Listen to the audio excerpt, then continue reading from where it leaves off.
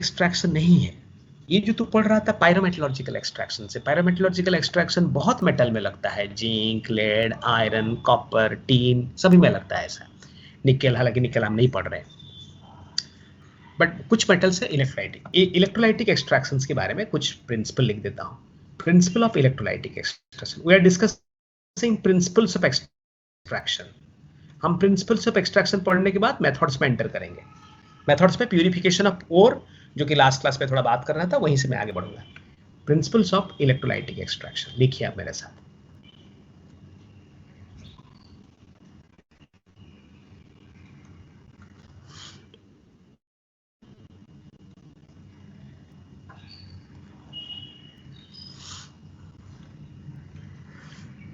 All strong positive metals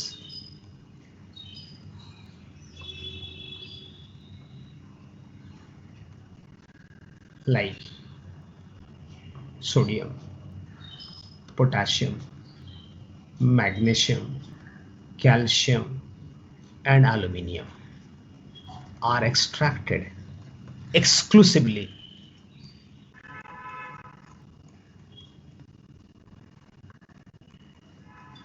by electrolytic extraction.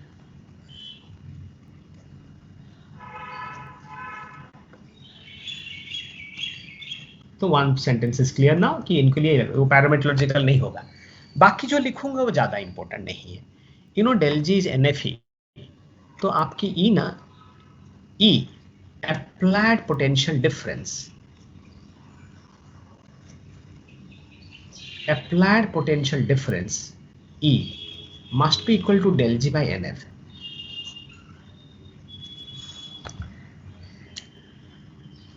So how much potential difference is needed to cause the extraction is this. Applied potential, applying nahi, applied potential difference must be greater than del G by NF. So that implies how much potential difference is to be applied. So that depends on the free energy change and the number of electrons involved in the reduction process. उस पर depend करेगा। Aluminium extraction में 4.5 volt apply करते हैं। तुम्हें ना शायद ऐसा दिखेगा सर 4.5 वोल्ट सिर्फ बहुत कम होगा करंट, तो फिर ना आपको ना फिर जाना पड़ेगा current surface area of electrode, current density calculate करोगे ना, वहीं से आप कैलकुलेट करोगे तो एनॉर्मस होता है, बहुत हाई हो जाता है चार्ज। कल थोड़ा सा लिखता हूं, अप्लाइड पोटेंशियल डिफरेंस दस depends on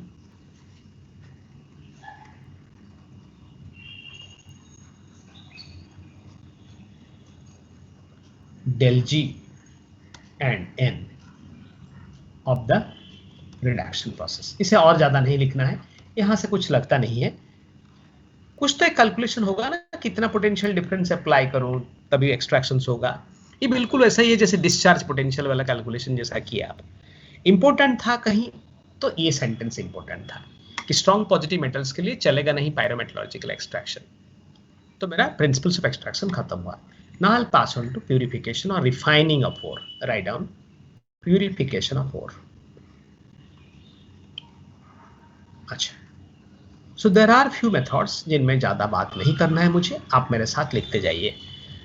it involves the following steps. अच्छा, जनरल मेटलॉजी में काम करता हूँ, थोड़ा सा सेंटेंस लिख देता हूँ। नहीं ठीक है, ऐसे ही लिखते हैं, ऊपर तो जनरल मेटलॉजी लिखा है।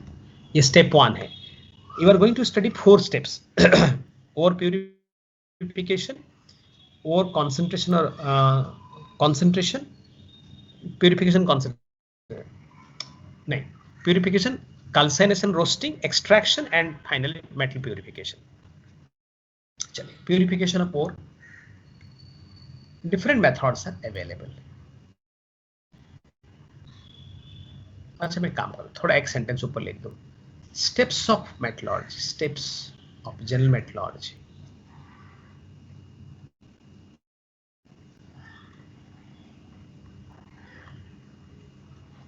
हाँ, तो लिखते हैं different methods are available.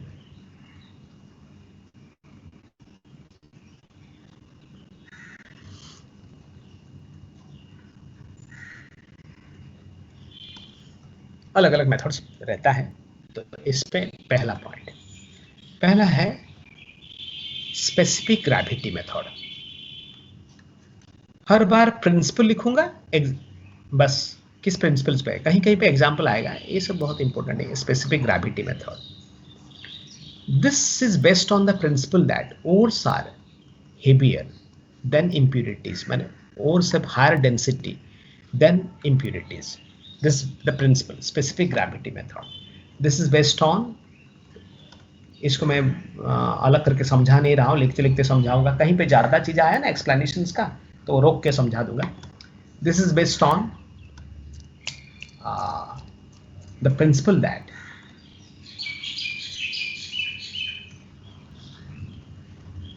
density of ore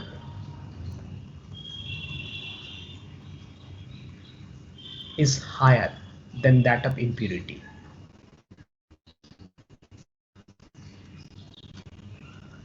तो और सिंक कर जाता है नीचे।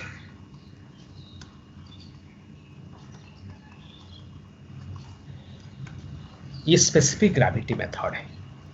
Next point B, magnetic separation method.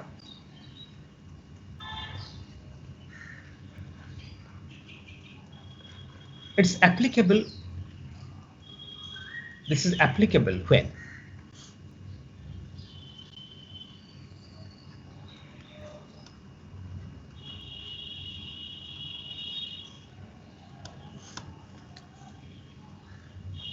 ore has magnetic property, ore and impurity, नहीं थोड़ा चेंज करूंगा पहले, out of ore and impurity one has magnetic property, the other doesn't. Out of ore and impurity one has magnetic property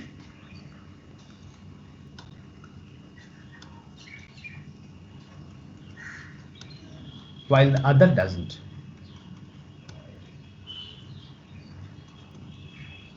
sir screen lag कर रही है।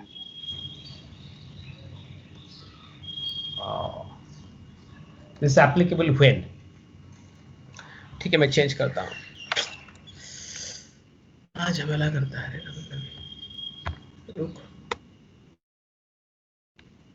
चीज पढ़ाना है, अभी प्रॉब्लम करेगा तो कैसे होगा बता।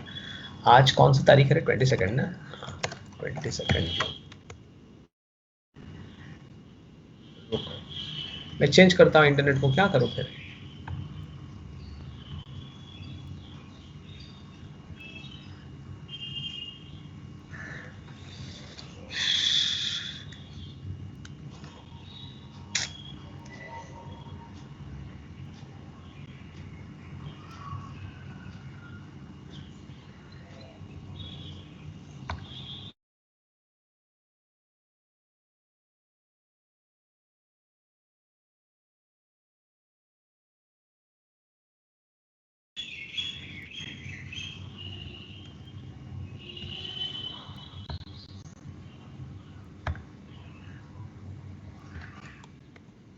Applicable when out of ore and impurity one has magnetic property while the other doesn't.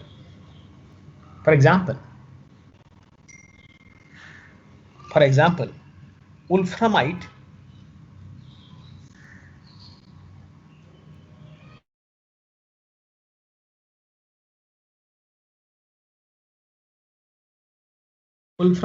iron tungstate is separated from cassiterite, CaSSI। हम लोग एक ओर और मिनरल का लिस्ट बनाएंगे। Cassiterite is tin dioxide by this method.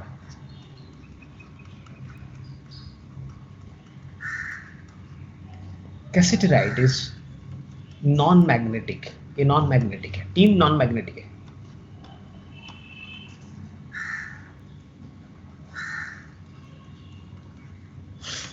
Cassiterite is non magnetic, ये magnetic separation method था। मैं वो डायग्राम नहीं बना रहा हूं जो कि मैग्नेटिक रोलर का डायग्राम होता है, कुछ ज्यादा नहीं है समझने लायक चीज। एक मैग्नेट है, एक नॉन मैग्नेट है, सेपरेट हो जाएगा और क्या।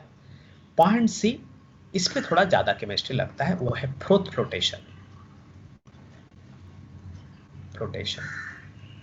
इस पे आपको थोड़ा समझना पड़ेगा, थोड़ा यहाँ थोड़ा लिखना बंद कर दीजिए, मैं 2 लाइन समझा लूँ फिर लिखेंगे। Fruit flotation is another example of method of purification of ore, fruit flotation. Now you stop writing and listen. थोड़ा सा लिखना बंद कर दीजिए। ये थोड़ा लंबा है, समझने लायक चीज़ें, 2-4 सेंटेंस है यहाँ है। इमेजिन मेरे पास ना कोल की छोटे छोटे दाने हैं, मैंने कोल डस्ट तो नहीं बोलूँगा, कोल की ग्रैन्यूल जैसे छोटे कोल पार्टिकल्स है, along with mud में मिक्स है ये कोल, and I want to separate that coal, knowing that it is useful as a fuel. Coal and mud are mixed together, so I need to separate that. What can I do? Look at here. I have a container here, right? And the container contains water. Let me put them together in water. And then somehow, let me allow air streams to flow from bottom towards up. नीचे से air ऊपर की तरफ आने छोड़ दो, खाली air को छोड़ दो। एयर छोड़ दो ना, सीधा कोल पार्टिकल्स ऊपर फ्लोट करना चालू करेगा, मड पार्टिकल सिंक कर जाएगा, स्ट्रेट सेपरेट हो गया। एयर तो ऊपर आएगा ही, आप नीचे से एयर छोड़ रहे तो एयर ऊपर आएगा ही, कोल पार्टिकल्स को ऊपर लेके आ जाएगा और मड सिंक कर जाएगा। हो गया मेरा प्यूरिफिकेशन। ये छोटा सा जो डेमोन्स्ट्रेशन था, इस पे कौन सा प्रिंसिपल काम कर रहा था सुनिए। वाटर का बल्क है ये, वाटर की बल्क के अंदर से जब आप एयर पास कर रहे हैं ना, एयर बबल को वाटर की अगेंस्ट में काम करके अपनी बबल्स बनाना पड़ता है एयर को। It has to do work against the surface tension of water to prepare these bubbles. So this is a kind of work that has to be done by the air bubbles. लेकिन क्या होता है, कोल की particle के चारों तरफ जो water का लेयर है ना, ये बहुत लाइटली रहता है। Reason is because coal is hydrophobic. इस पे जो इंटरेक्शन से कोल एंड वाटर के बीच बहुत कमजोर होता है, तो एयर को हमेशा आसान लगता है कि यही बबल बना दे आगे, because it is fairly easier for air to create the bubble here, because जो हाइड्रोफोबिक इंटरेक्शन से तो हर कोल पार्टिकल की चारों तरफ ना अपने आप एयर बबल बन जाते हैं, और कोल पार्टिकल की चारों तरफ एयर बबल बनने से ना ये कोल पार्टिकल हल्का होकर ऊपर आ जाता है। बट मड में ऐसा नहीं हो सकता, बिकॉज जो हाइड्रोफिलिक है, एक मड पार्टिकल की चारों तरफ पूरा वाटर स्ट्रांगली अट्रैक्टेड है, तो एयर जाके यहां बबल नहीं बनाएगा, इसलिए मड पार्टिकल सिंक कर जाते हैं, कोल पार्टिकल ऊपर आ जाते हैं। I demonstrated a separation that जो कि पॉसिबल हो गया because of difference in the hydrophobic nature of the two components. एक हाइड्रोफोबिक एक हाइड्रोफिलिक था, इसलिए मैंने कर लिया। Froth flotation is based on a similar principle, not exactly the same. You have impurities and you have sulfide ores. Both are hydrophilic. Unlike this example of coal and mud. दोनों hydrophilic है। Impurity भी hydrophilic, sulphide ओर भी hydrophilic है। मैं इसे hydrophobic बनाता हूं। पहले मुझे इसे हाइड्रोफोबिक बनाना पड़ता है बाय यूजिंग सम केमिकल। ये जो केमिकल मैं ऐड करूंगा वो जाके सरफेस पे एडजॉर्ब हो जाएगा और सरफेस की प्रॉपर्टी को मॉडिफाई कर देगा, ये हाइड्रोफोबिक बना देगा। अब आप बिल्कुल इसी प्रिंसिपल से सेपरेट कर सकते हैं। थोड़ा सा डिफरेंस खाली मैंने क्रिएट किया कि एक हाइड्रोफिलिक सब्सटेंस को हाइड्रोफोबिक में कन्वर्ट कर दिया। मैं कुछ ऐसे सब्सटेंस ऐड करूंगा जो सल्फाइड ओर को हाइड्रोफोबिक बना देगा, इंप्यूरिटीज को नहीं। तो सल्फाइड ओर ऊपर आ जाएगा, इंप्यूरिटीज नहीं आएगा। तो कैसे होता है? For that we use what is called as KEX. KEX is potassium ethyl xanthate. Potassium ethyl xanthate is a formula CH3CH2O CSS-K+। Adsorption chemistry में आप पढ़े थे कि माइक्रो क्रिस्टल्स क्या करते हैं ना, प्रेफरेंशियल एडजॉर्प्शन करते हैं, मीडियम से कोई पर्टिकुलर आयन को एडजॉर्ब कर लेते हैं। तो ये जो सल्फाइड ओर है, ये सल्फाइड ओर है मानो, ये इस केक्स का इस सल्फाइड हेड को एडजॉर्ब करता है। तो केक्स का बाकी का पार्ट पीछे की तरफ रह जाता है, माने ये जो टेल है, हाइड्रोकार्बन टेल, ये प्रोजेक्ट होके केक्स की सरफेस पे रह जाता है। ऐसे बहुत सारा केक्स मॉलिक्यूल आके एडजॉर्ब हो गए सरफेस पे, तो सरफेस पे ऐसे इथाइल ग्रुप्स प्रोजेक्ट होता हुआ रह गया, इसे वो हाइड्रोफोबिक हो गया। इथाइल ग्रुप वाटर हाइटिंग होते हैं। इन कंपाउंड को कहते हैं collectors. They help you in collecting the sulphide ores. They have modified the sulphide property, surface property को मॉडिफाई कर दिया है. इन एडिशन मैं कुछ फ्रोथ स्टेबिलाइजिंग एजेंट का इस्तेमाल करता हूँ. फ्रोथ स्टेबिलाइजिंग एजेंट क्या है ना, आपको कंटिन्यूअस फ्रोथ यहाँ बनाना पड़ेगा, फ्रोथ के साथ ही ऊपर आ जाएंगे ये. तो फ्रोथ भी तो अच्छी होनी चाहिए, स्टेबल होनी चाहिए. स्टेबल क्यों बोल रहे हैं आप? जैसे मानिए डिटर्जेंट को पानी में मिक्स कर दो, बहुत सा फ्रोथ बन गया है, और 1 मिनट के अंदर देखना पूरा फ्रोथ चला जाएगा. वो स्टेबल फ्रोथ नहीं है. तो मुझे स्टेबल फ्रोथ बनाने के लिए सरफेस टेंशन को कम करना पड़ेगा, मीडियम का. तभी मैं कुछ एजेंट का इस्तेमाल करता हूं जिन्हें फ्रोथर कहते हैं, फ्रोथर. तो फ्रोथर, कलेक्टर्स, इनकी इस्तेमाल होती है फ्रोथ फ्लोटेशन मेथड में. बट आगे और भी है, आगे डिफिकल्ट है फ्रोथ फ्लोटेशन. क्या डिफिकल्ट है ना, फ्रोथ फ्लोटेशन सल्फाइड ओर की प्यूरिफिकेशन में तो यूज होता ही है, सल्फाइड ओर को सेपरेट करने में भी यूज होता है. फॉर एग्जाम्पल, अगर कहीं पे जिंक सल्फाइड और लेड सल्फाइड का मिक्सचर है, आप इन्हें प्यूरिफाई तो करेंगे, सेपरेट भी कर देंगे फ्रोथ फ्लोटेशन में. कैसे करेंगे पढ़ाऊंगा आगे. फ्रोथ फ्लोटेशन की इंपोर्टेंस आप यहां से रियलाइज कर सकते हैं. जैसे कॉपर माइन से निकलने वाले कॉपर ओर में कॉपर की परसेंटेज 2% होता है, 2%. 100 kg ओर में ना 2 kg कॉपर होगा स्ट्रेट. बट फ्रोथ फ्लोटेशन कर लो, ये परसेंटेज कंटेंट बढ़ के 25% हो जाता है स्ट्रेट. मतलब इतना इंप्योरिटी बाहर चला गया कि अब परसेंटेज कंटेंट ओर में 25% तक हो गया. यहां से अंदाज कर सकते हो फ्रोथ फ्लोटेशन की इंपॉर्टेंस कितनी है. अच्छे किताबें लिखते हैं कि फ्रोथ फ्लोटेशन की सब्जेक्ट मैंने साइंस सब बहुत सारे फैक्टर से जुड़ा है, थोड़ा फिजिक्स से भी जुड़ा है, क्योंकि सरफेस का फिनोमेना लगता है, इंटरफेशियल टेंशन लगता है, सब तो लगता है. इन एडिशन थोड़ा केमिस्ट्री से भी जुड़ा है, एडजॉर्प्शन लगता है. तो काफी रिच केमिस्ट्री है फ्रोथ फ्लोटेशन की. हम कम लिखेंगे बट लिखेंगे. मुझे ना कहीं कहीं एक सेंटेंस लिखना पड़ेगा जो एनसीईआरटी में है, बट मुझे ना पर्सनली मैं थोड़ा सा उस सेंटेंस को मुझे अच्छा नहीं लगता, बट लिख दूंगा मैं उस बुक में. क्या है मैं बता दूंगा.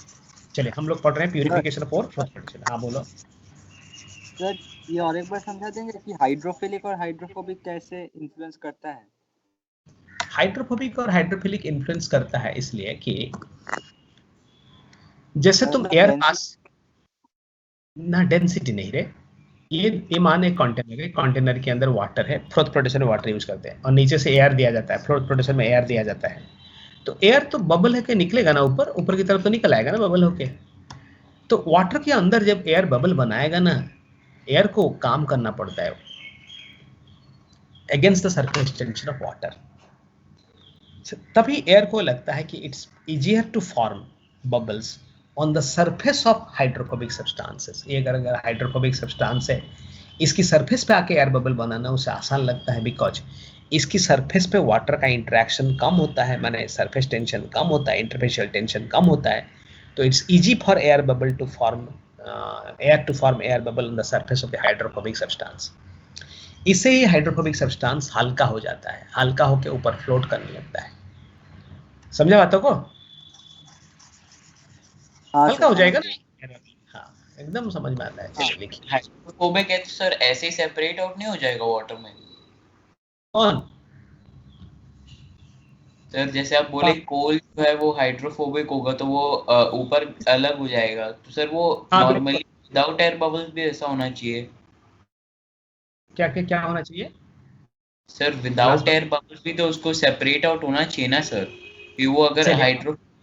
मैं समझ गया आपकी बात, मैं समझ गया आपको बात. लेकिन वो इतना आसानी से नहीं आएगा. एयर बबल देने से ना वो एकदम प्रोसेस है, कंप्लीट हो जाएगा. एयर बबल देखिए आपने प्रोसेस को एक्सेलरेट किया है. हाइड्रोफोबिक होने से नीचे सिंक नहीं करेगा, फ्लोट करेगा, बट हो सकता है कुछ उसके साथ भी रह गए, मर्ड के साथ रह गए, मर्ड के साथ रह के चले गए नीचे. तो एयर बबल देने से एक्टिवेट हो जाएगा ना प्रोसेस. Okay sir. चलिए लिखिए. Froth flotation. This is employed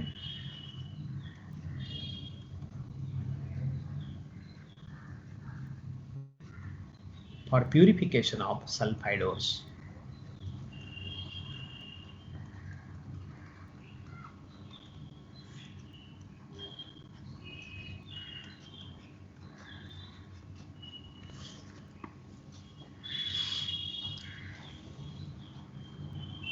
पहले कहाँ अप्लाई करते हैं?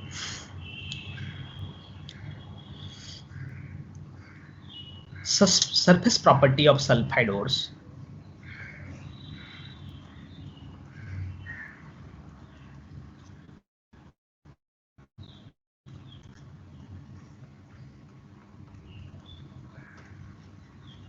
is modified by adding collectors. Common examples of collectors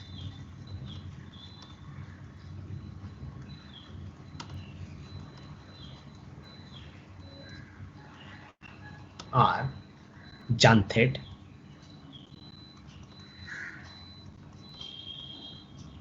fatty acids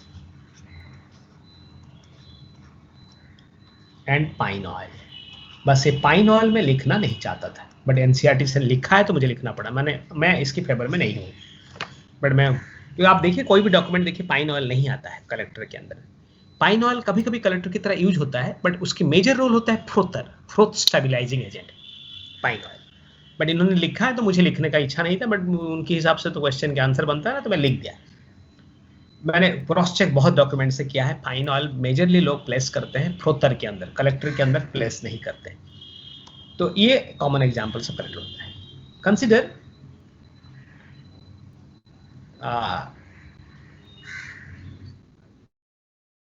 x potassium ethyl xanthate, potassium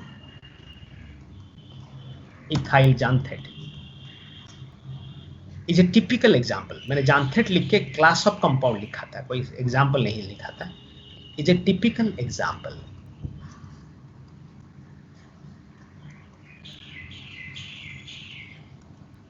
ये ऐसे होता है।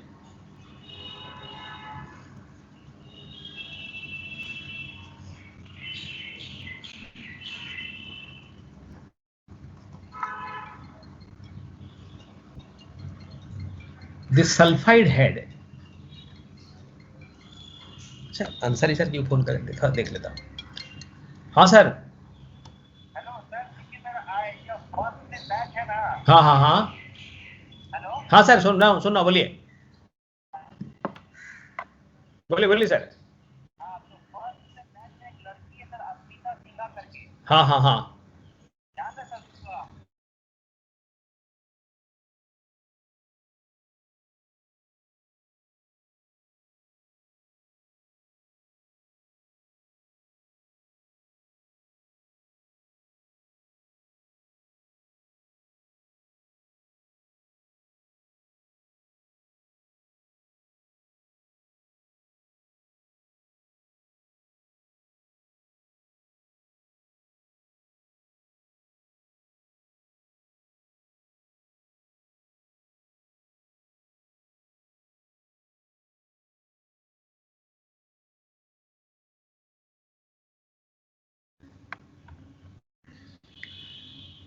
सुनिए, तो this sulphide head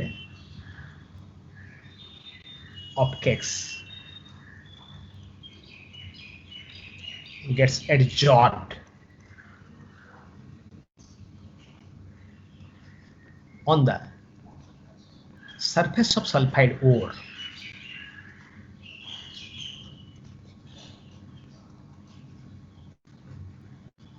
and the ethyl part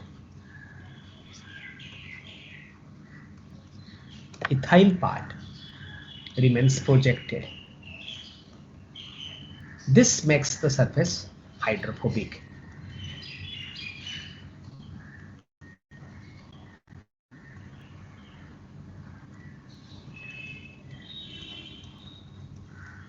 बड़ा सिंपल सोचो, बट ऐसा ही इनऑर्गेनिक ऐसा ही है, तो लंबा लंबा लिखना पड़ेगा सेंटेंसेस से समझ में आ जाए चीजें, ऐसा ही है।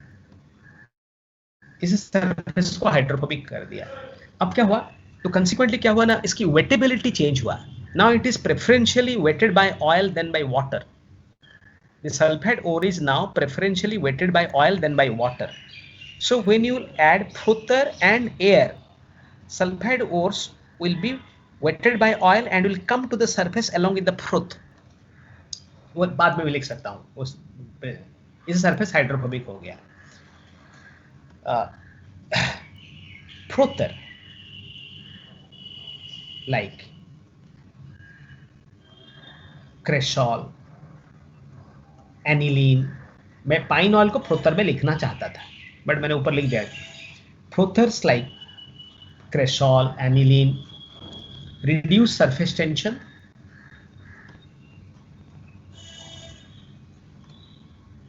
of water and helps stabilizing froth.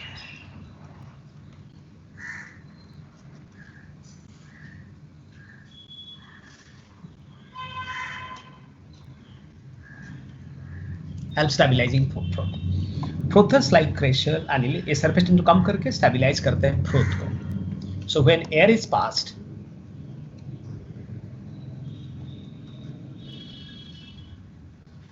sulfide ores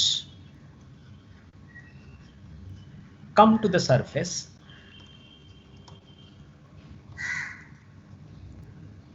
along with froth.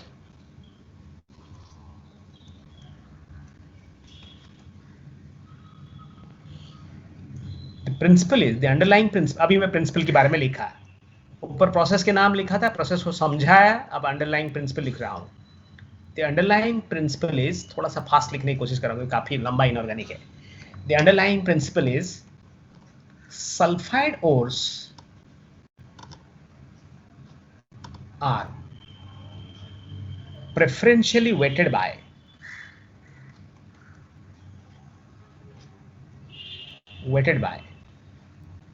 Oil. Oil तो आपने ऐड नहीं किया, क्या बोलो, क्रैशल ऐड किया, एनिलीन ऐड किया, तो उसी को करना पड़ेगा. मैं पाइन ऑयल ऐड करने से ऑयल लिखने सेंटेंस ठीक हो जाता था. Are preferentially wetted by frothers than by water.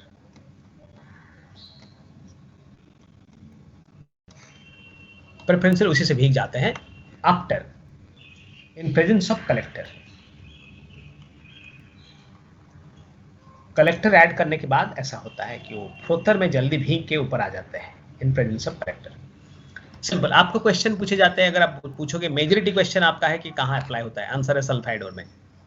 दूसरा मेजॉरिटी क्वेश्चन से कि सरफेस प्रॉपर्टी को क्या किया आपने, सरफेस प्रॉपर्टी को आपने मॉडिफाई किया है, मॉडिफाई करके उसे हाइड्रोफोबिक बनाया है, तो हाइड्रोफोबिक बनने से वो फ्रोथर के साथ ऊपर आ गया ना. अभी मैं लिखने वाला हूं कि froth flotation is also use to separate the sulphides. Also क्यों लिखा, क्योंकि आप ऑलरेडी पहले लिख चुके हैं this is employed for purification of sulphide. अब मैं लिखूंगा फॉर सेपरेशन ऑफ सल्फाइड्स भी यूज होता है, और उसी में मैं दो और वर्ड्स लाऊंगा, activator and depressant. There are two more categories of chemicals which are used in froth flotation. तो two categories of chemicals आप लिख चुके हैं, collector and frother. दो और कैटेगरी में लिखूंगा, activator and depressant. Write down. Froth flotation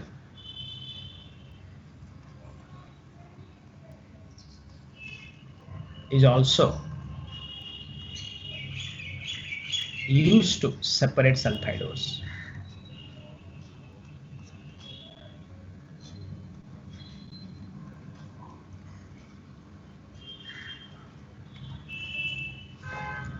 Is also used to separate sulfide. Froth flotation is also used to separate sulfide ores. Consider गालिना. आपको ये टाइटल धीरे धीरे सीखना पड़ेगा, मैं लिखूंगा लास्ट में, जब मिनरल का लिस्ट लिखूंगा ये आ जाएगा. गालिना एंड स्फालेराइट. स्फालेराइट टाइटल आप सॉलिड स्टेट में पढ़े थे. Zinc sulphide mixture.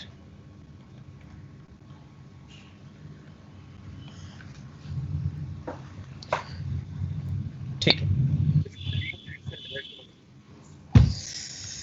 क्या करे, सबके लिए हो रहा है कि रे? मेरे यहाँ तो ठीक है. क्या करे बता तो. तो थोड़ा लैग कर रहा, मतलब जब वो बोला उसके बाद मिक्सचर वर्ड आया. अच्छा अच्छा अच्छा, कुछ सेकंड तो गैप रहता है। अगर बहुत खराब एक्सपीरियंस हो रहा है तो अलग बात है। किसी भी एंड में प्रॉब्लम होने से होता है, क्या करूं बता, मेरे पास कुछ रास्ता नहीं है। हैड इट बीन ना मैं कर, हो सकता है आपकी एंड में भी प्रॉब्लम हो, आई डोंट नो, बट ठीक है। Consider galena and sphalerite mixture.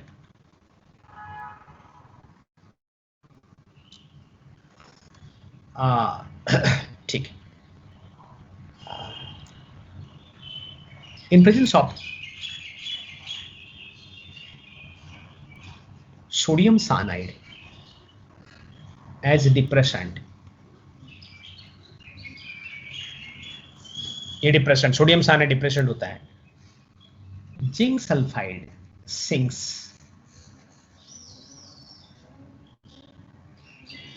forming complex.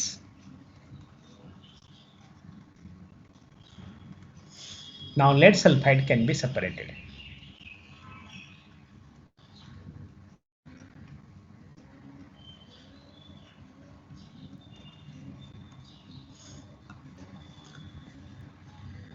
Similarly, ये था डिप्रेसेंट का रोल। डिप्रेसेंट एक को कॉम्प्लेक्स बना के नीचे सिंक करा दिया। सिमिलरली नहीं, आप copper sulphide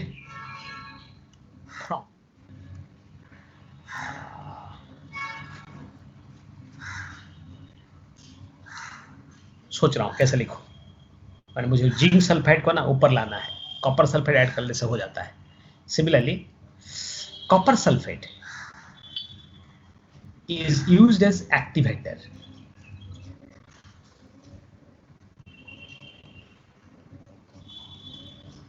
to activate floating property of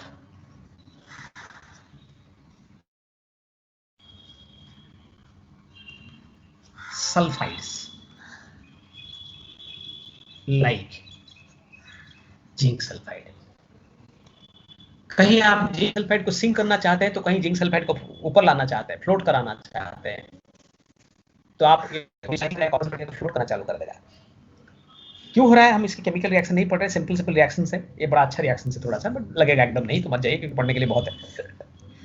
तो एक्टिवेटर, डिप्रेसेंट, स्ट्रेट एग्जांपल पूछे जाते हैं। Depressant sodium, activator copper sulphate, collector ये, फ्लोटर ये, बेसिक प्रिंसिपल ये, प्यूरिफिकेशन तो होता है, सेपरेशन भी होता है। ये मेरा फ्लोटेशन वाला टेक्निक था। फ्लोटेशन के बाद हम ये मेरा काम हुआ। हाँ बोलो। तो डिप्रेसेंट क्या होता है? डिप्रेसेंट होता है तेरा, जो तेरा मान तेरे पास ये दो मिक्सचर है और you want to separate them. So if you carry out the flotation process directly, both of them will come together onto the surface. In that case, you need separation of lead sulfide selectively. So you can add some sodium cyanide to the reaction mixture. Zinc sulfide will form a complex and will sink to the bottom. वो depressant है, वो depress कर दिया उसकी floating property को, zinc sulphide की floating property को depress कर दिया, तो लेड सल्फाइड ऊपर आ जाता है, सेपरेट कर पाएंगे आप। ठीक है। ये था एक्टिवेटेड डिप्रेसेंट्स। एनसीईआरटी थोड़ा दिखाऊंगा बाद में, मैं अपनी तरीके से थोड़ा पढ़ा लूँ, उसमें से कुछ पॉइंट्स छूट तो नहीं रहा है, मैं एक बार चेक करूंगा फिर आपको भी दिखाऊंगा। पार्ट टू तेरा कैल्साइनेशन एंड रोस्टिंग। हम 4 पार्ट में पढ़ेंगे एक्सट्रैक्शंस को। ये जनरल मेटलर्जी है।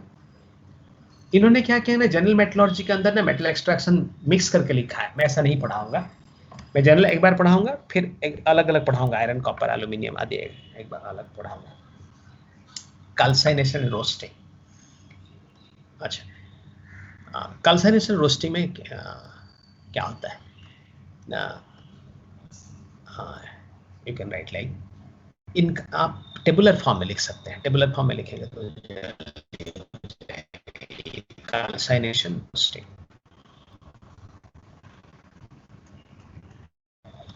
कुछ चीजें कॉमन है, कुछ चीजें कॉमन नहीं है।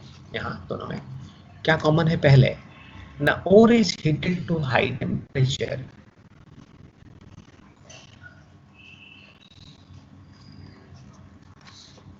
without supplying air to high temperature high temperature माने around 500 degree Celsius, approximately 500 degree Celsius,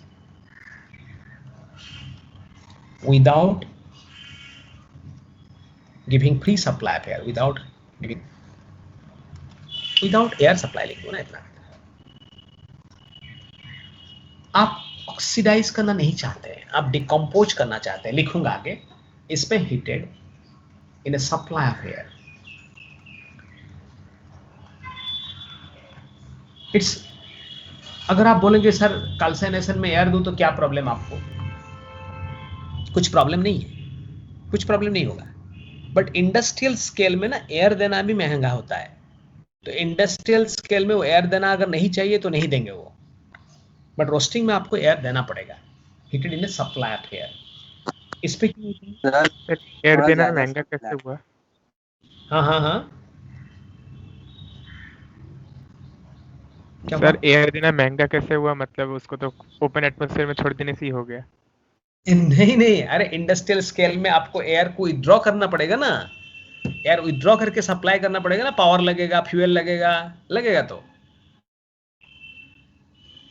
अरे एयर सप्लाई का मतलब आपकी कोई मशीन होगी जो एयर को एटमॉस्फेयर से माने सक करके उसे फिर सप्लाई देगा कैल्सिनेशन में, तो ऐसे में तो आपको फिर महंगा हो जाएगा ना प्रोसेस। अरे पावर सप्लाई लगेगा, फ्यूल लगेगा, सब कुछ तो लगेगा। थर्मल डिकम्पोजिशन टेक्स प्लेस,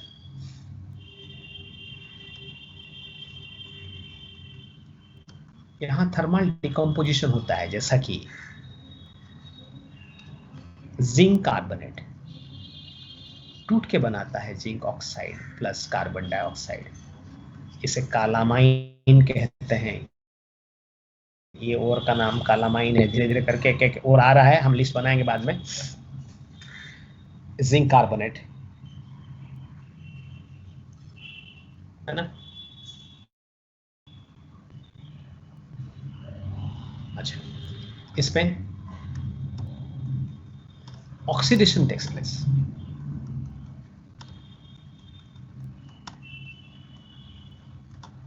जैसे जिंक सल्फाइड ऑक्सीडाइज करें तो बनाएगा zinc oxide plus sulphur dioxide.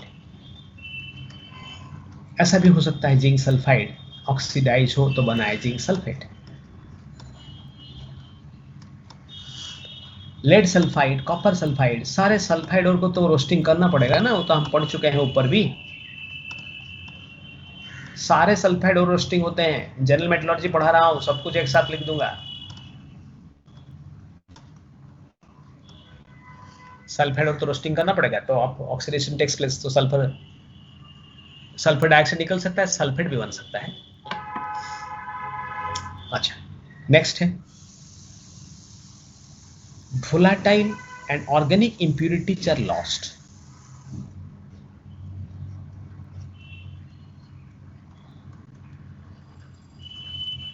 Impurities are lost.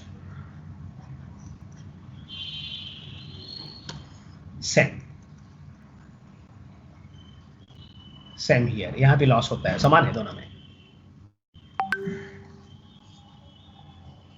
Ore becomes dehydrated.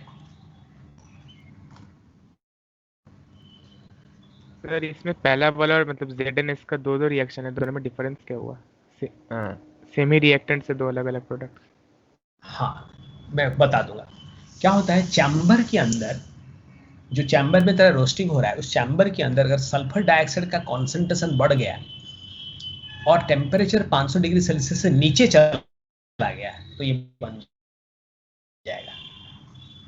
मैं इलैबोरेट करके नहीं लिख पा रहा हूं, लेकिन वही है क्यों होता है। सो जिंक सल्फाइड पहले जिंक ऑक्साइड बनाया था, और चैम्बर के अंदर अगर सल्फर डाइऑक्साइड की कॉन्सेंट्रेशन बढ़ जाता है ना, ये दोबारा इसके साथ रिएक्ट कर लेता है, करके जिंक सल्फेट बना देता है। और अगर टेम्परेचर 500 डिग्री सेल्सियस के नीचे रहा तो ये सर्वाइव करने लगेगा। टेम्परेचर 500 डिग्री सेल्सियस से ऊपर चले जाने से क्या होता है, अगर ये कभी बन भी रहा है डिकम्पोज करके फिर जिंक ऑक्साइड हो जाता है। इन शर्तों में बनता है सल्फेट। लिखने के लिए समय बहुत लगता है सब लिखने में, तो मैंने नहीं लिखा कि अगर चैम्बर के अंदर सल्फर डाइऑक्साइड कॉन्सेंट्रेशन बढ़ जाएगा, टेम्परेचर 500 डिग्री सेल्सियस से नीचे चले जाएंगे, सल्फेट भी बन सकता है। अच्छा, ore becomes dehydrated and porous. Same here, ये भी यहाँ पे भी समान होता है.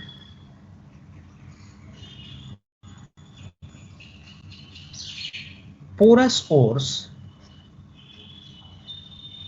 give faster reaction later on in the next part of the process. क्योंकि पोरस होने की वजह से सरफेस एरिया ज्यादा हो गया है, तो फास्ट रिएक्शन तो देगा.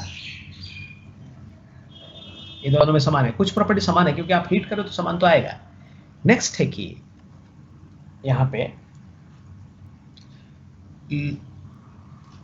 लिखूंगा रोस्टिंग में, lower oxides are oxidised to higher oxides. ये एक इंपॉर्टेंट पॉइंट यहाँ, are oxidised to higher oxides.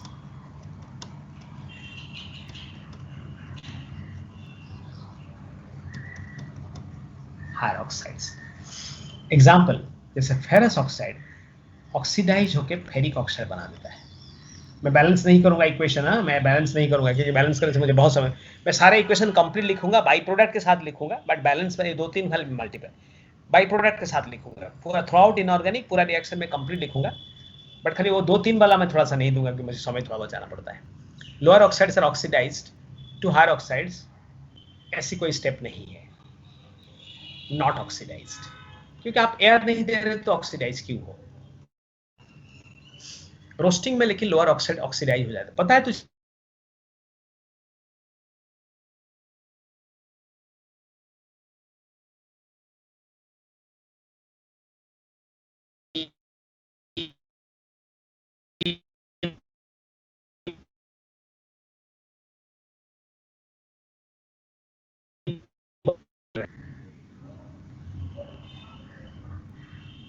Sir आवाज नहीं आ रहा सर आपको. हाँ, मैंने बोला ही नहीं था. सुनिए, मैं बोला नहीं था, मैंने समझ गया था इंटरनेट थोड़ा अनस्टेबल हो रहा था तो मैं बोलना बंद कर दिया था. सुनो, फेरस ऑक्साइड, आयरन और हेमाटाइट के अंदर थोड़े से फेरस ऑक्साइड होते हैं. अगर आप फेरस ऑक्साइड को ऑक्सीडाइज नहीं करोगे तो ये ना स्लैग के साथ बाहर चला जाएगा, तो कुछ आयरन आपका लॉस हो जाएगा. तो जब आप रोस्टिंग करते हैं, ये फेरस ऑक्साइड भी फेरिक ऑक्साइड को कन्वर्ट हो जाता है, बाद में ये रिकवर हो जाता है, मैंने आयरन की फॉर्म में बाहर आ जाता है. अगर आप रोस्टिंग नहीं करोगे तो that part of iron which is present in the ore in the form of ferrous oxide will be lost in the form of slag. तो इसलिए ये इंपॉर्टेंट है, रोस्टिंग में आप लोअर ऑक्साइड हायर ऑक्साइड बन जाना. ये था कैल्साइनेशन रोस्टिंग.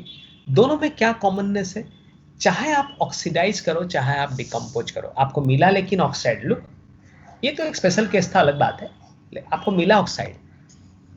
कैल्साइनेशन रोस्टिंग दोनों का यही मेथड है, दोनों आपको और को ऑक्साइड की फॉर्म में छोड़ के जाते हैं.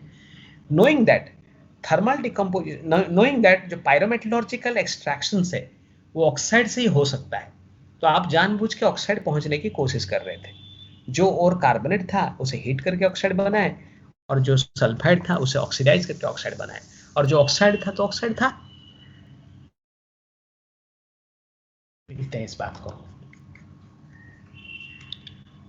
whether it's calcination roasting, both calcination roasting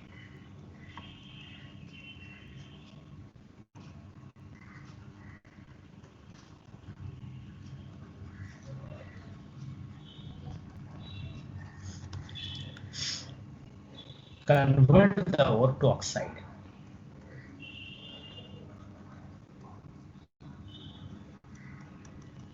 Which is subsequently reduced.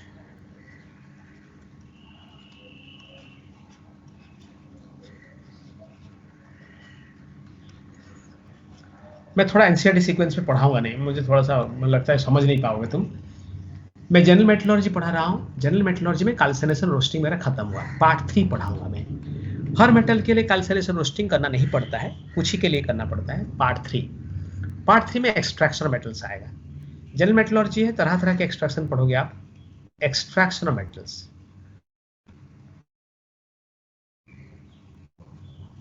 यहाँ मैं जनरल मेटलर्जी बार क्यों बोल रहा हूँ, क्योंकि मुझे सारे मेटल अलग से पढ़ाना है. आयरन एक बार पूरा पढ़ाना है, कॉपर पढ़ाना है, एल्यूमिनियम पढ़ाना है, टीन पढ़ाना है, थोड़े से मे भी लाइक जिंक पढ़ाना है.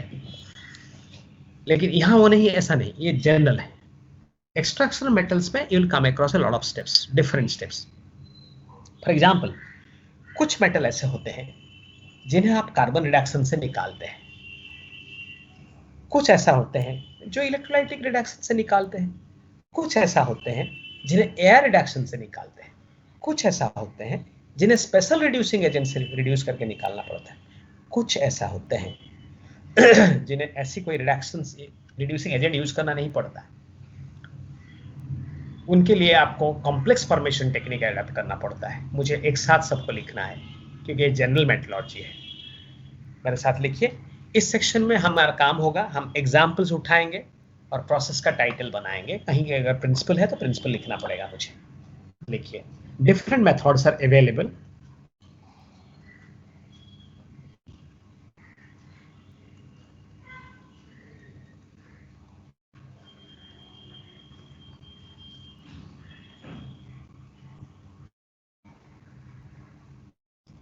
पार्ट 1। पहला है carbon reduction.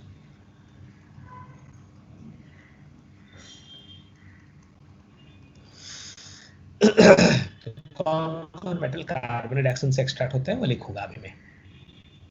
Iron, zinc, lead etc. are extracted by carbon reduction.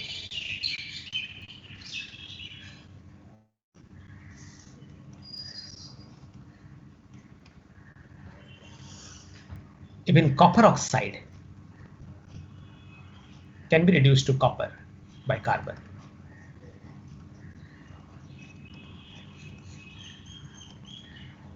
But industry में कार्बन से नहीं करते हैं, कॉपर एक्सट्रैक्ट से नहीं करते हैं। तो आपको सीधा पूछा जाएगा कार्बन रिडक्शन कौन कौन मेटल से अप्लाई होता है, आपको ऐसा आंसर करना है। हमारा इंटेंशन क्या रहेगा, हम सारे एग्जाम्पल को टच कर रहे हैं, अगर हमसे छूटा है कोई एग्जाम्पल हमें क्रॉस चेक करना पड़ेगा। इन्फॉर्मेटिव केमिस्ट्री ऐसे होते हैं। अभी तो मैं लिख रहा हूँ अपनी तरीके से, अगर मुझसे कुछ छूटा है, ज़्यादा एक्स्ट्रा सेंटेंस तो कुछ आएगा ही, कुछ छूटा है तो वो भी चेक करना पड़ेगा, मैं बाद में देखेंगे उसे, पहले कर लेते हैं।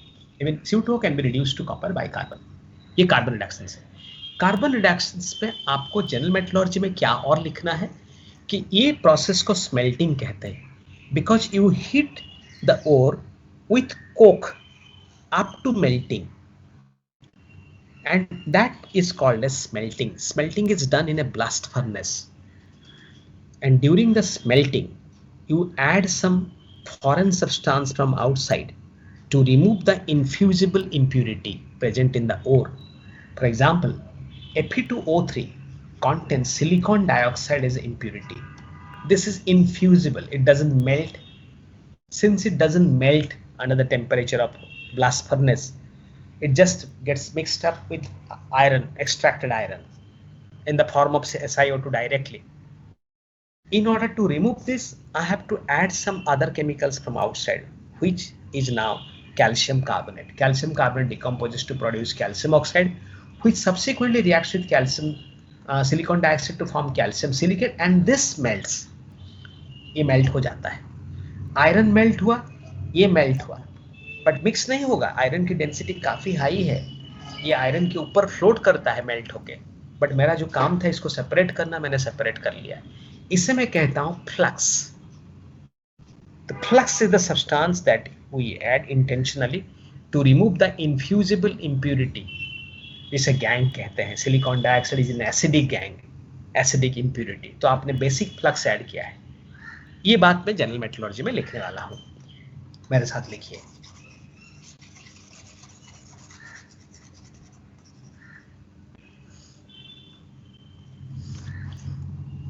Oxide ore is heated with coke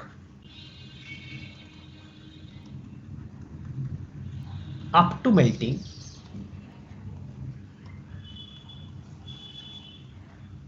in a blast furnace. In a process कर दो ना, blast furnace तो समझ में आता है। In a process called smelting, उसे smelting कहते हैं। To remove infusible impurity called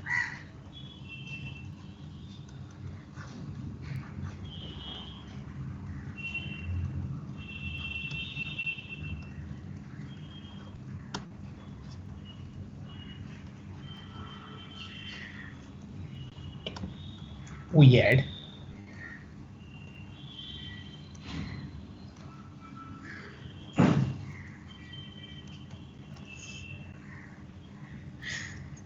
flux from outside.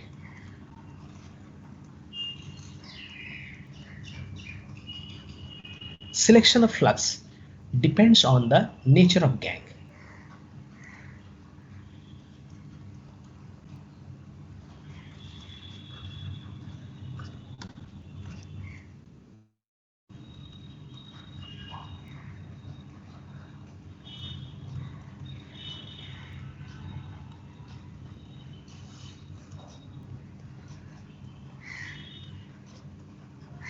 Nature of gang, जैसे सिलिकॉन डाइऑक्साइड और कैल्शियम ऑक्साइड.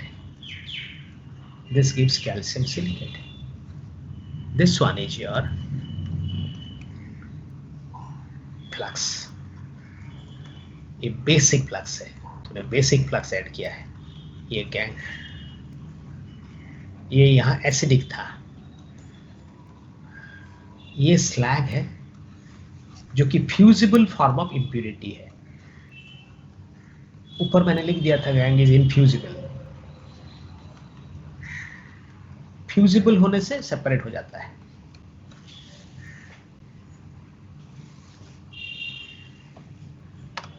आप चाहो ऐसा भी कर सकते थे, जैसे कभी ना आयरन ऑक्साइड इम्प्यूरिटी होता है. यस, कॉपर एक्सट्रैक्शन में ना आयरन ऑक्साइड इम्प्यूरिटी है, तब आप आयरन सिलिकेट बना के इसे निकालोगे. ये आपका गैंग है, ये बेसिक है. तो ये फ्लक्स है, ये एसिडिक है. तो ये स्लैग है. तो selection of flux depends on the nature of gang. slag is the fusible form of the impurity. Simple sentences there are, but क्या होगा ना, पूरे सिलेबस के अंदर ऐसे करते करते थोड़ा लंबा हो जाता है, जो कि थोड़ा प्रेशर क्रिएट तो करता है. एग्जाम्पल करते करते थोड़ा हो जाता है लंबा. ये था मेरा कार्बन रिडक्शन. कार्बन रिडक्शंस को मैंने यहीं पे खत्म किया. जनरल मेथोडोलॉजी लिख रहा हूँ, खाली प्रिंसिपल लिख रहा हूँ, और जो की पॉइंट्स है वो लिख रहा हूँ. Point B is air reduction. Air reduction क्या है? कुछ मेटल्स के लिए ना तुझे रिड्यूसिंग एजेंट यूज करना नहीं पड़ेगा, वो अपने आप एयर में रिड्यूस हो जाते हैं. इसका बड़ा इंटरेस्टिंग एप्लीकेशन है कॉपर, जो कि मैं आगे पढ़ाऊंगा, पढ़ाने के समय डिटेल पढ़ा दूंगा. बट अभी मेरा काम है, मुझे एयर रिडक्शन से एक टेक्निक बोलना है, कहाँ यूज होता है बोलना है. And I am going to write down some examples. Write down. Less positive metals like copper, lead and mercury. पूरा ऐसे ही एग्जाम्पल तुझे याद रखना पड़ेगा. Are extracted by this method. Detail हम कॉपर एक्सट्रैक्शन आगे पढ़ेंगे, मैं मुझे यहां नहीं लिखना है इसे. You may notice one thing, lead दोनों बार मैंने लिखा है. ट्रू, दोनों बार मैंने लिखा, मैं सही हूं. उसकी बुक पे क्या है देखूंगा, दोनों बार लिखा है. लेड ना दोनों प्रोसेस से एक्सट्रैक्ट होता है. बहुत अच्छी क्वालिटी की लेड हो ना तो एयर रिडक्शन होता है. थोड़े पोर क्वालिटी की लेड हो तो कार्बन रिडक्शन से एक्सट्रैक्ट करते हैं. एयर रिडक्शन नहीं होगा, काम नहीं करेगा. और अगर अच्छी क्वालिटी लेड हो, कार्बन रिडक्शन क्यों करूं? क्योंकि कार्बन मुझे नहीं चाहिए या कम चाहिए, तो एयर रिडक्शन से हो जाता है मेरा काम. तो लेड, इसलिए दोनों एग्जाम्पल दोनों जगह पे मैंने लिखा है इंटेंशनली, दोनों सही है. अच्छे क्वालिटी और खराब क्वालिटी और की वजह से दो अलग अलग प्रोसेस होते हैं. इवन कंट्री टू कंट्री भी डिफरेंट प्रोसेस हो जाता है कभी कभी मेटलर्जी में, क्योंकि रॉ मटेरियल्स की अवेलेबिलिटी भी तो इन्फ्लुएंस करता है इंडस्ट्री को ना. हमारे देश में जो जिंक इंडस्ट्री है, हिंदुस्तान जिंक लिमिटेड, इसके अंदर तो जिंक प्लांट जो है ये इस मेथड से नहीं चलते हैं. एक ही प्लांट इस मेथड से चलता है, तो कुछ और यूज होता है. के लिए ठीक पढ़ा दे रहा हूं ऐसा, क्योंकि क्या होता है ना, जो जिंक और हमें मिलता है हिंदुस्तान जिंक लिमिटेड के अंडर में जो है, आई थिंक एक जयपुर में, राजस्थान में कहीं पे है, जो कि स्मेल्टिंग से चलता है. मेरा एक फोन आ रहा है, मैडम ऑफिस से फोन कर रहे, क्यों पता नहीं. हाँ मैडम, हेलो. हाँ हाँ हाँ, बताइए. फिर भी क्या है?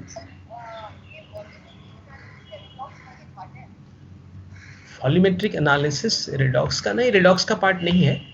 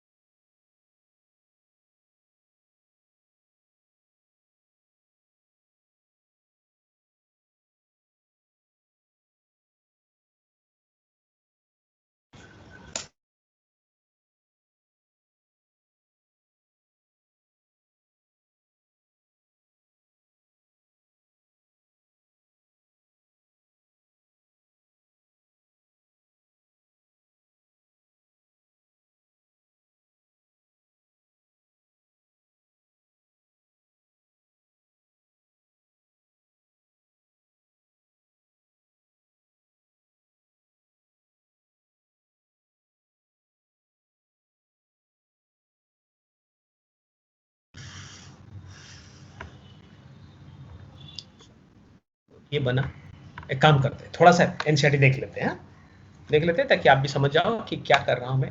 थोड़ा डिफरेंट मुझे करना पड़ेगा, नहीं तो मैं पढ़ा नहीं पाऊंगा। मैं उनकी राइटिंग ना मैं नहीं कर पाता हूँ ऐसा। खाली कुछ छूट, अभी तक तो कुछ छूटा नहीं ना, जरूरी चीज वही देख लूंगा मुझसे। एग्जाम्पल खासकर देखना है।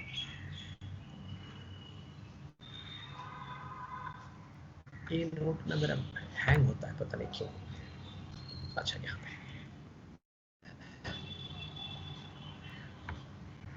देख कैसे हैंग हो रहा है ये नोट, पता नहीं एक ही नोट हैंग होता है बड़ा।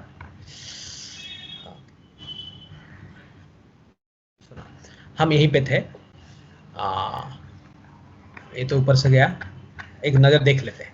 Concentration of ore, isolation of metal, purification. इन्होंने कैल्सिनेशन रोस्टिंग को सेपरेट स्टेप नहीं बनाया है, मैंने 4 स्टेप किया।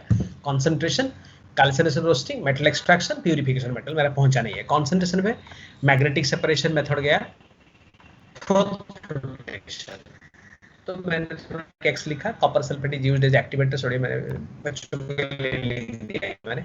यहाँ पे आप देख सकते हैं depressant, for example in the case of an ore containing ZnS and PbS, the depressant used is NaCN. It selectively prevents zinc sulfate from coming into the froth but allows PbS to come into the froth। तो वो क्या करता है ना, complex बना के करता है। ये जो वॉशर वीमेन का क्वेश्चन, ये पार्ट है ना, ये वॉशर वीमेन के क्वेश्चन एक बार इनसे दिखा है जेईई मेंस में, 2019 में दिखा है।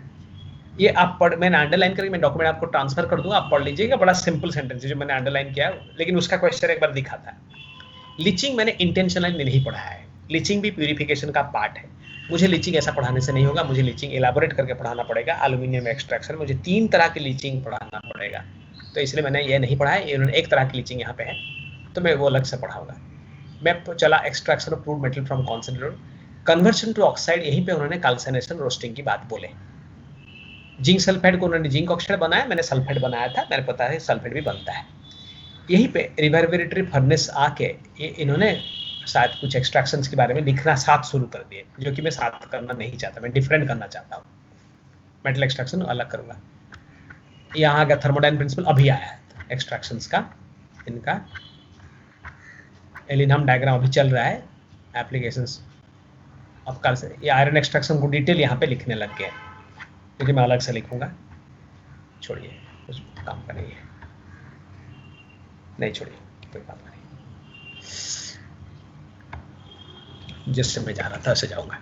चलो एक्सट्रैक्टेड, तो less positive metals like copper, lead and silver है एक्सट्रैक्टेड। मैं चाहूँ एक इक्वेशन लिख दूँ, बट वो इंपॉर्टेंट नहीं है क्योंकि मैं डिटेल पढ़ाऊंगा इसे। फॉर एग्जाम्पल आप एक रिएक्शन देख सकते हो, ये दोनों ना साथ हिट हो तो पूरा कॉपर बना देगा।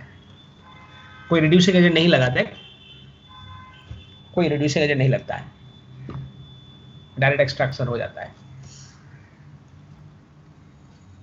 एग्जाम्पल की तरह द्वारा आपको एग्जाम्पल पूछे जाते हैं कौन सा मेटल एयर रिडक्शन से एक्सट्रैक्ट होते हैं। तो एग्जाम्पल है copper, lead and mercury. Part C, part C electrolytic extractions, you know this one, ऊपर हम करके गए थे, फिर भी एक बार लिखूंगा।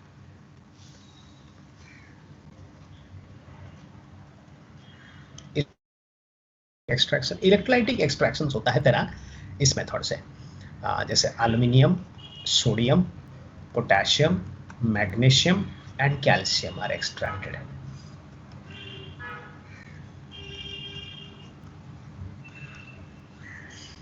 Bye this method.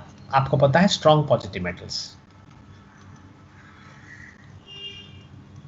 जैसे कि आप इसे बाकी रिड्यूसिंग एजेंट से रिड्यूस नहीं कर सकते। सी के बाद आया डी। डी आता है यूजिंग अदर रिड्यूसिंग एजेंट्स।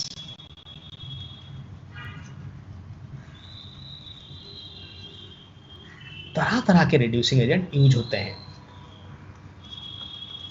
यहां पे कोई स्पेसिफिक टाइटल रखा नहीं क्योंकि मैं तरह तरह से लिखूंगा। टंगस्टन की extraction hydrogen reducing agent use होता है, हाइड्रोजन। टंगस्टन एक्सट्रैक्शन में hydrogen is reducing agent. Next है जैसे मैं सोच रहा हूँ और एक एग्जांपल क्या लिखूं। अच्छा हाँ, क्रोमियम ऑक्साइड, एल्यूमिनियम से हीट करोगे ना तो पूरा एल्यूमिनियम ऑक्साइड बनता है, क्रोमियम एक्सट्रैक्ट हो जाता है।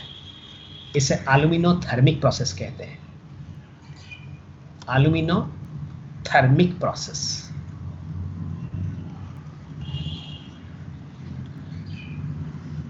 Fe2O3 can also be reduced by aluminium. Mn2O3 भी होगा, दो एग्जांपल दो। Can also be reduced by aluminium. एक क्रोमियम एक्सट्रैक्शन हुआ था,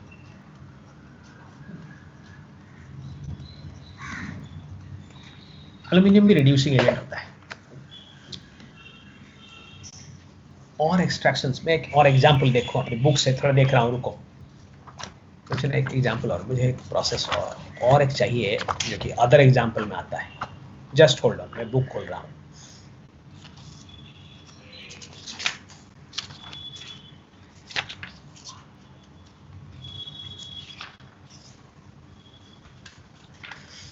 हाइड्रोमेटलर्जी अलग पढ़ाऊंगा मैं।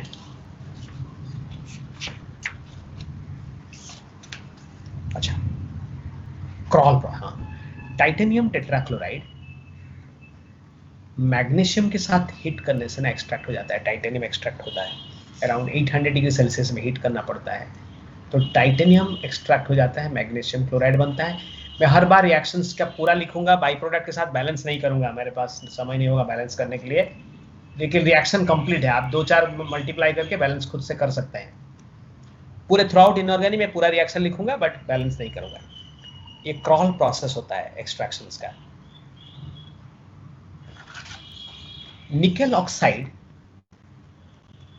सर एल्यूमिना वाटर गैस बोल सकते हैं, थर्माइट रिएक्शन।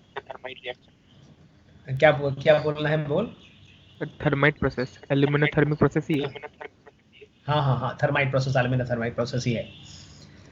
ये ना पुराने टेक्निक है, सुन ना, मैं ठीक है, ये थर्माइट वेल्डिंग के नाम से पॉपुलर था, इसे थर्माइट वेल्डिंग की केमिस्ट्री कहते थे। मैं बोलता हूँ, रुको, ये सब पुराना टेक्निक है, सो आउटडेटेड है। थर्माइट वेल्डिंग टेक्निक यही होता है। चाहो आप केमिस्ट्री बोलो, कोई बात नहीं, थर्माइट वेल्डिंग केमिस्ट्री लिख दो, ज़्यादा ठीक है। क्या होता है, मान कहीं पे ना, ये खासकर कब लगता था, जैसे कि मानो जो जैसे ट्रेन लाइंस बनाते थे, कहीं पहाड़ के अंदर, कहीं माइंस के अंदर ट्रेन लाइंस बनाना पड़ता है, तो ट्रेन लाइंस में मानो कहीं एक ट्रेन लाइन की जो आयरन है उस पर कहीं पे क्रैक डेवलप कर गया है, तो उन जगहों में ना वेल्डिंग मशीन लेके जाना बहुत डिफिकल्ट होता था। इलेक्ट्रिक वेल्डिंग तो बात ही नहीं है, छोड़ दीजिए, बाकी गैस वेल्डिंग लेके जाना था, बट वो लेना भी बहुत भारी होता है, गैस सिलेंडर लेके जाना पड़ता है, ऑक्सीएसिटिलीन वेल्डिंग करना पड़ता है।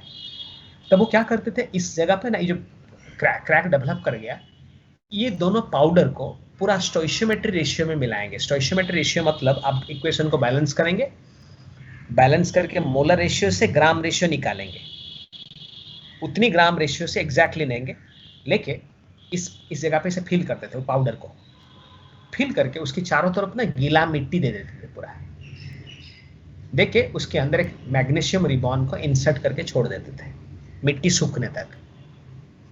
मिट्टी सूख जाने के बाद मैग्नीशियम रिबॉन में आग दे देते थे, तो मैग्नीशियम रिबॉन फायर को अंदर ले जाएगा और ये मिक्सचर को इग्नाइट कर देता था। रिडक्शन तो हो जाता था, वो खैर छोड़ो यार, ये वो मेरा डिजायरेबल रिएक्शन नहीं था, मुझे हीट चाहिए था। यहाँ से इतना हीट रिलीज होता है कि मेटल को ना वो मेल्ट कर देता है, उस एरिया में मेटल को थोड़ा मेल्ट कर देता है।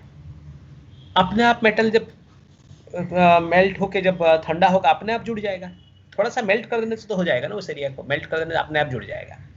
तो थर्माइट वेल्ड रिएक्शन से रिलीज होने वाला हीट मेटल को मेल्ट कर सकता था।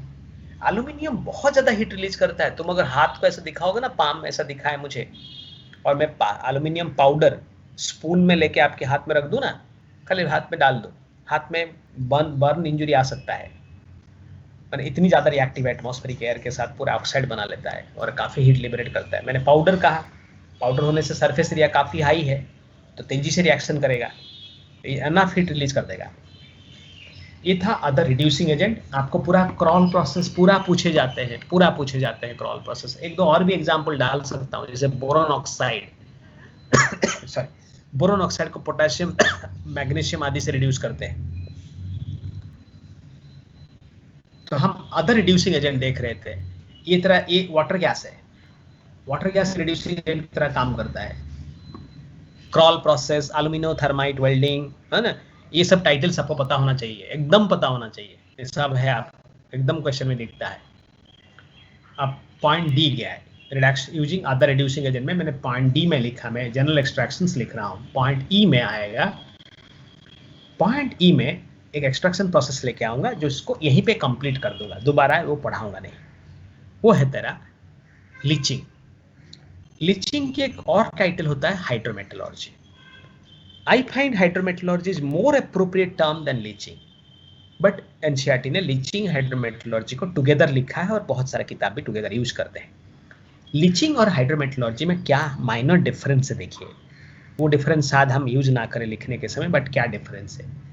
आप ना एक ओर ले लो जिसमें इम्प्यूरिटी है, और जैसे मानो Al2O3 और में ना Fe2O3 इम्प्यूरिटी होता है, उसको किसी तरीके से मैं किसी केमिकल में डिसॉल्व करा दिया, पूरा सोल्यूशन हो गया, सोल्यूशन पूरा और डिसॉल्व, Al2O3 सोल्यूशन बन चुका है। इस सोल्यूशन से मैं प्योर और निकाल के ले आया, Fe2O3 रह गया इम्प्यूरिटी अंदर, रह गया अंदर, मैंने छोड़ दिया उसे कहीं पे मैंने। तो you dissolve your ore into a solution form. From the solution you extract pure ore. This is called leaching. If from the solution you extract pure metal, अगर आप metal extract कर सकते थे, उसे कहा जाता है हाइड्रोमेटलर्जी। हाइड्रोमेटलर्जी और लीचिंग के अंदर थोड़े से डिफरेंस है। आप ओर को डिसॉल्व कीजिए, सोल्यूशन से अगर प्योर ओर निकाले दैट इज लीचिंग, सोल्यूशन से अगर प्योर मेटल निकाल लिया आप रिड्यूस करके पूरा डायरेक्टली, उसे कहा जाता है हाइड्रोमेटलर्जी। बट ये दोनों टर्म्स को ना वो एक साथ यूज कर लेते हैं, जैसे उन्होंने एक साथ यूज किया है एनसीईआरटी ने, हाइड्रोमेटलर्जी लीचिंग में उनका कोई डिफरेंस है नहीं। तो मैं भी वैसा ही कर देता हूँ, क्योंकि ये एरिया तो मेंटेन करना पड़ेगा उनके हिसाब से, नहीं तो आपको ही कोई प्रॉब्लम आएंगे।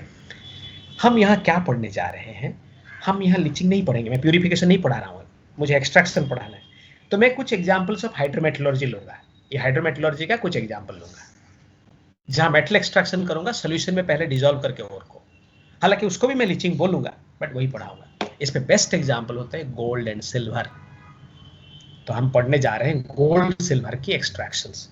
यहीं पे डिटेल पढ़ा दूंगा क्योंकि मुझे इसका मैं एक्सट्रैक्शन और आगे कहीं पढ़ने को नहीं मिलेगा। मेरे साथ लिखिए point E, hydrometallurgy.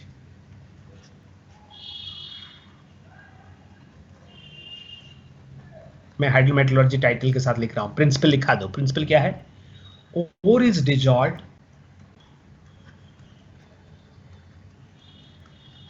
from the solution, pure metal is extracted.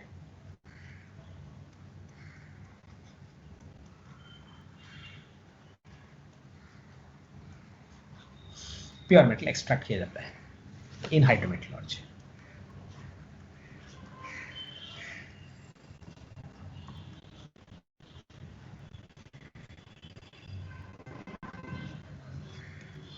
Also called as leaching, में कर दिया लीचिंग।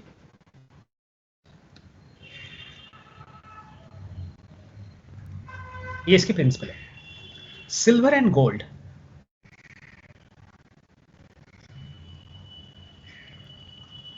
भरपूर क्वेश्चन दिखता है सिल्वर गोल्ड का, भरपूर, हर बार दिखता है क्वेश्चन। हर silver and gold are extracted by cyanide method, cyanide process,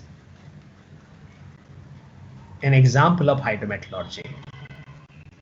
मैंने बोल दिया है, लीचिंग भी बोलते हैं, example of hydrometallurgy.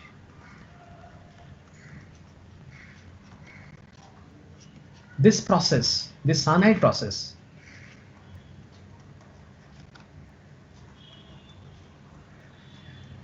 is also named as forest MacArthur forest cyanide process. Arthur कर दूं, मैकआर्थर है, आर्थर कर देता हूं, आर्थर फॉरेस्ट, डबल आर होगा स्पेलिंग में, साइनाइड प्रोसेस, उसे आर्थर फॉरेस्ट साइनाइड प्रोसेस भी कहते हैं। अब पहुंचे हम प्रोसेस में। प्रोसेस क्या देखते हैं? प्रोसेस क्या है? सिल्वर नेचुरली तुझे ना 3 फॉर्म में मिलता है, horn silver, silver glance, even ruby silver भी मिलता है। रूबी सिल्वर मैं लिख नहीं रहा हूं।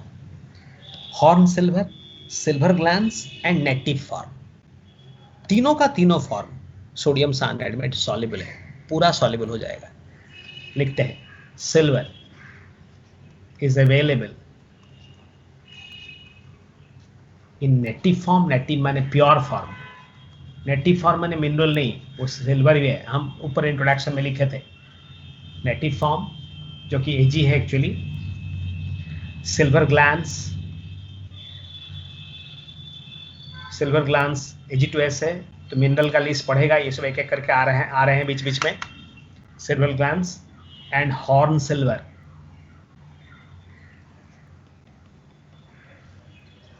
Silver chloride.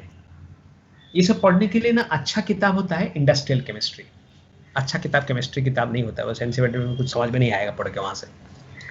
इंडस्ट्रियल केमिस्ट्री वाले किताब इसको बहुत अच्छे लिखते हैं। Silver is available in native form, silver glance and horn silver, 3 form में मिलता है। ऑल दिस 3 फॉर्म्स,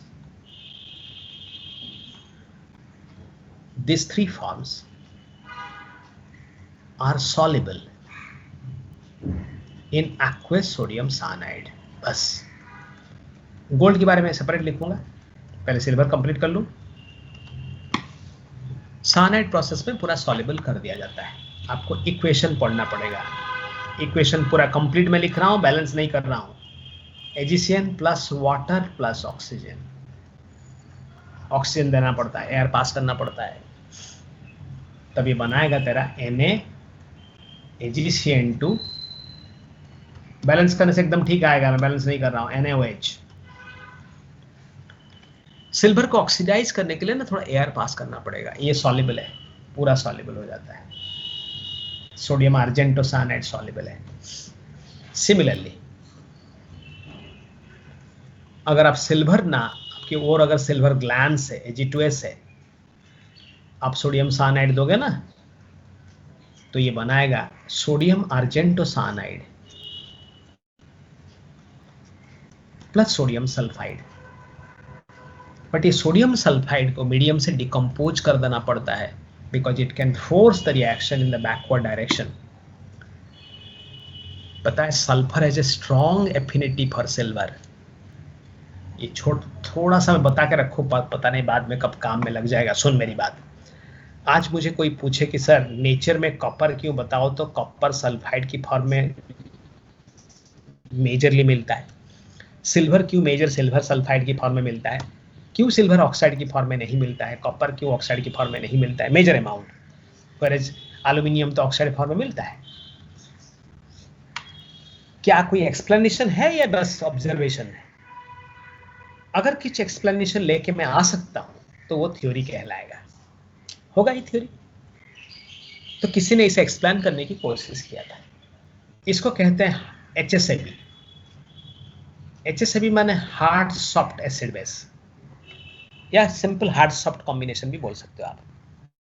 इस थ्योरी के मुताबिक हार्ड वो है जिसका चार्ज और साइज का रेशियो ज्यादा है, मोर. अगर कम है तो सॉफ्ट है वो. देख लॉजिक तो बहुत का है, ये लॉजिक तो काम का है.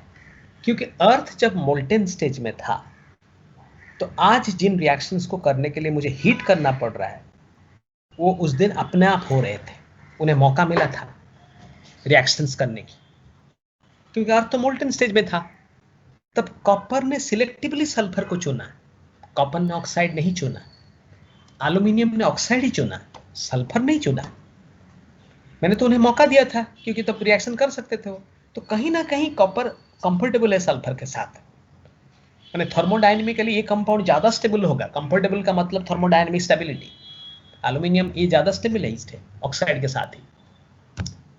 तभी इस थ्योरी ने सीखा है कॉपर +1 एक सॉफ्ट आयन है, सल्फाइड भी सॉफ्ट है, सिल्वर भी सॉफ्ट है.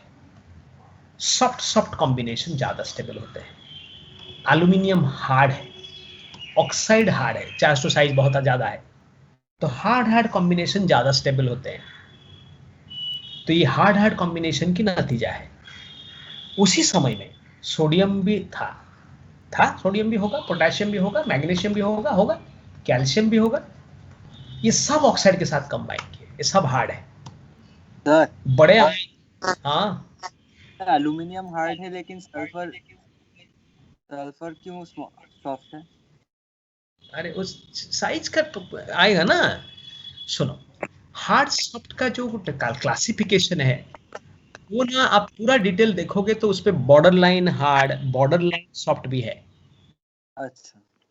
एल्यूमिनियम +3 चार्ज के साथ चार्ज साइज रेशियो तो ज्यादा हो सकता है. तो ये सब बनाया, सुनो बड़ा साइज बड़ा अच्छा पॉइंट है. ये सब ऑक्साइड बनाए. ऑक्साइड सब तो बन गया. अब सिलिकॉन डाइऑक्साइड इतनी हाई टेम्परेचर में मोल्टेन स्टेज में था, वो बहुत हाई टेम्परेचर था. ये ना काफी ज्यादा डेंस होता है, इसकी डेंसिटी काफी हाई है. वो कोर में, मैंने अर्थ की कोर में नीचे की तरफ था, लेकिन ये एसिडिक है और ये सारे बेसिक है. सब तो बेसिक है, एल्यूमिनियम, सोडियम, पोटेशियम, कैल्शियम सब तो बेसिक है. सभी ने इसके साथ रिएक्ट करना चालू किया.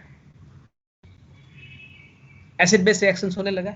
मोल्टेन स्टेज में था, बनते ही सिलिकेट बन गया, सब सिलिकेट हो गया. सिलिकेट होते ही डेंसिटी कम हो गया और फिर वो अर्थ के ऊपर को फ्लोट करने लगा.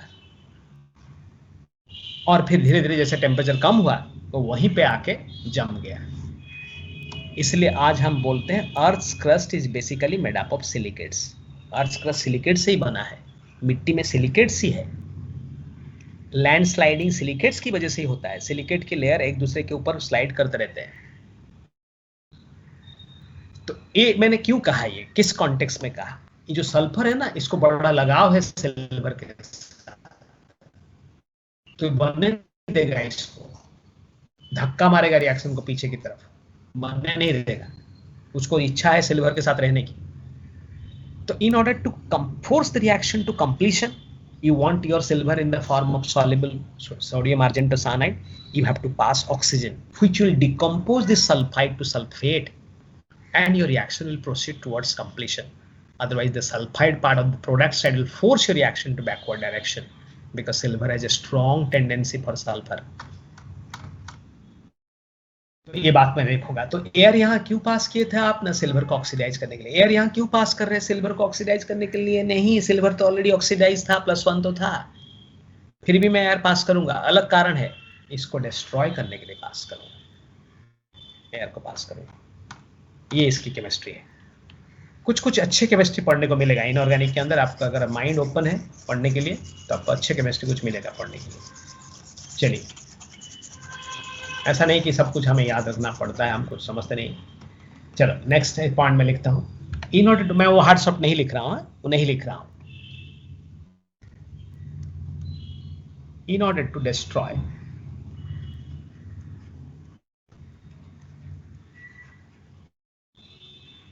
sodium sulfide which may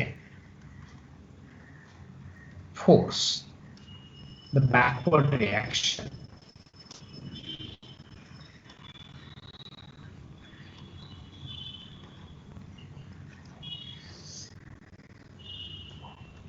air is passed through.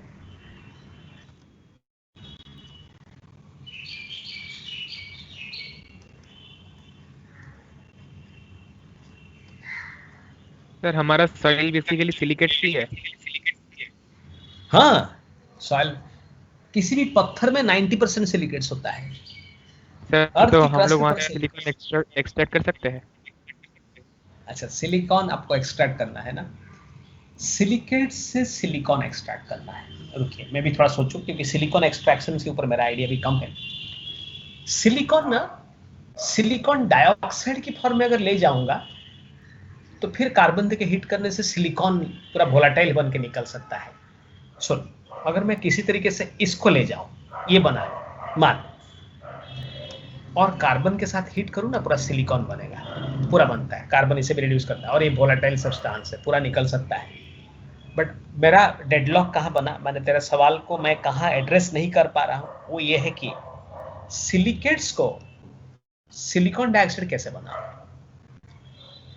मैं पढ़ के बता पाऊंगा, क्योंकि मैंने सिलिकॉन एक्सट्रैक्शंस पे ज़्यादा कुछ पढ़ा नहीं है, लगता मेरा नहीं है, बट एक बार देखूंगा। आई डोंट नो, अभी तो यहाँ कुछ किताब नहीं है तो फिर पढ़ा है, तो एक बार देखे कि मैं बताऊं। क्योंकि सिलिकेट्स क्या होता है पता है तुझे, सिलिकेट्स का यूनिट ऐसा होता है, SiO44- ऐसा होता है, Si6O18 ऐसा होगा, O18 12- ऐसे होते हैं, Si2O7 6- ऐसे होते हैं। इनको किसी तरीके से अगर मैं SiO2 बना पाऊं तो Si बना पाऊंगा। सिलिकॉन एक्सट्रैक्शन कैसा होता है मैं पढ़ के एक बार तुझे बताऊंगा। ठीक है, आगे पढ़ते हैं। लेकिन अर्थ क्रस्ट में सिलिकेट्स भरा है। अच्छा, air is pass through which may take place backward reaction in order to decompose. तो कैसे डिकम्पोज करें, डिस्ट्रॉय करेंगे, sodium sulphide plus water plus air है, माने ऑक्सीजन, तो बनेगा सोडियम सल्फेट एंड सोडियम। मेरा पूरा रिएक्शन कंप्लीट है, मेरा खाली बैलेंस नहीं कर रहा हूं, बस डिकम्पोज हो गया। सिमिलरली सिल्वर क्लोराइड तो ऐसे ही सॉल्युबल हो जाता है। सिमिलरली मैं क्या दिखाना रहा होता रिएक्शंस के थ्रू की तरह, तीनों फॉर्म ऑफ सिल्वर सॉल्युबल है सोडियम साइनाइड में। एजिसिल तो बड़ा आराम से सॉल्युबल होगा।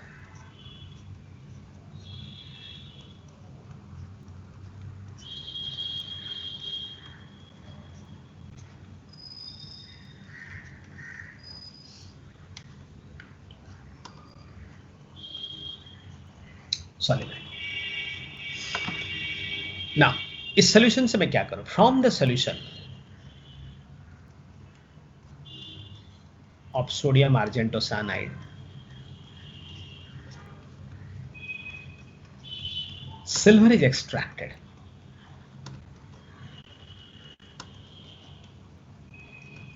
by adding zinc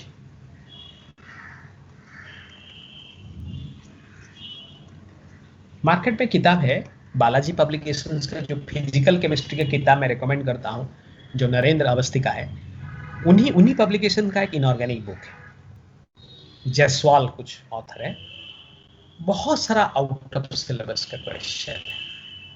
वो एडवांस के नाम पे ना उन्होंने डिफिकल्ट बनाने के पूरा सिलेबस से बाहर चले गए हैं। एज आई अंडरस्टैंड, जो मैं अप्रोच को समझता हूँ, कुछ ऐसा है कि ये जो टीचर्स होते हैं ना, ये जैसे ये कोटा पैटर्न है टीचिंग की, कोटा पैटर्न में ना टीचर एक ही एरिया पढ़ाता है, खाली इनऑर्गेनिक पढ़ाता है, खाली ऑर्गेनिक पढ़ाता है, या तो खाली फिजिकल पढ़ाता है, तीनों एरिया पढ़ाता नहीं है टीचर्स। तो उसमें क्या होता है, साल भर एक स्टूडेंट को इनऑर्गेनिक में एंगेज रखने के लिए भी ना इनऑर्गेनिक को थोड़ा टफ करना पड़ता है। तो हो सकता है ये कारण है कि आउट ऑफ सिलेबस वो चले जाते हैं, एक पॉसिबल एक्सप्लेनेशन से।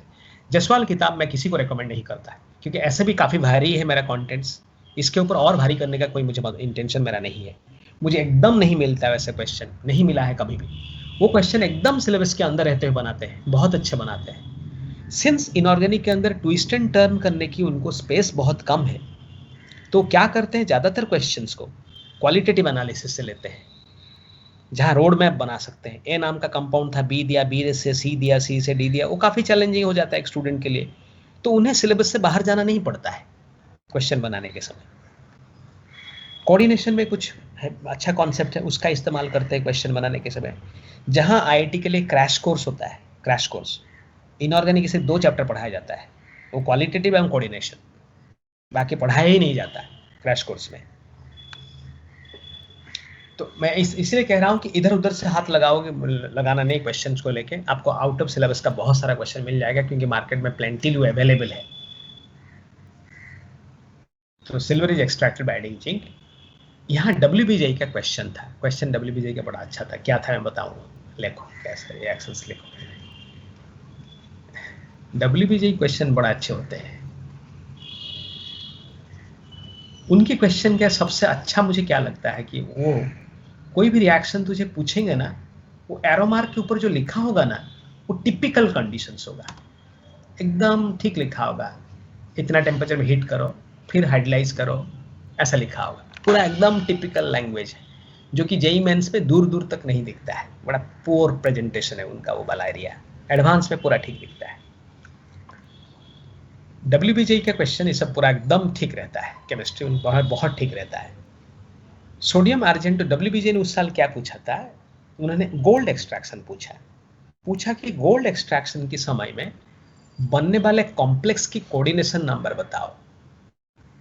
तो देख, सिल्वर की तरह गोल्ड भी एग्जैक्टली ऐसा ही कॉम्प्लेक्स बनाता है। ये देख, यहाँ पे कोऑर्डिनेशन नंबर 2 है, बट ये जाके आगे ना 4 हो गया।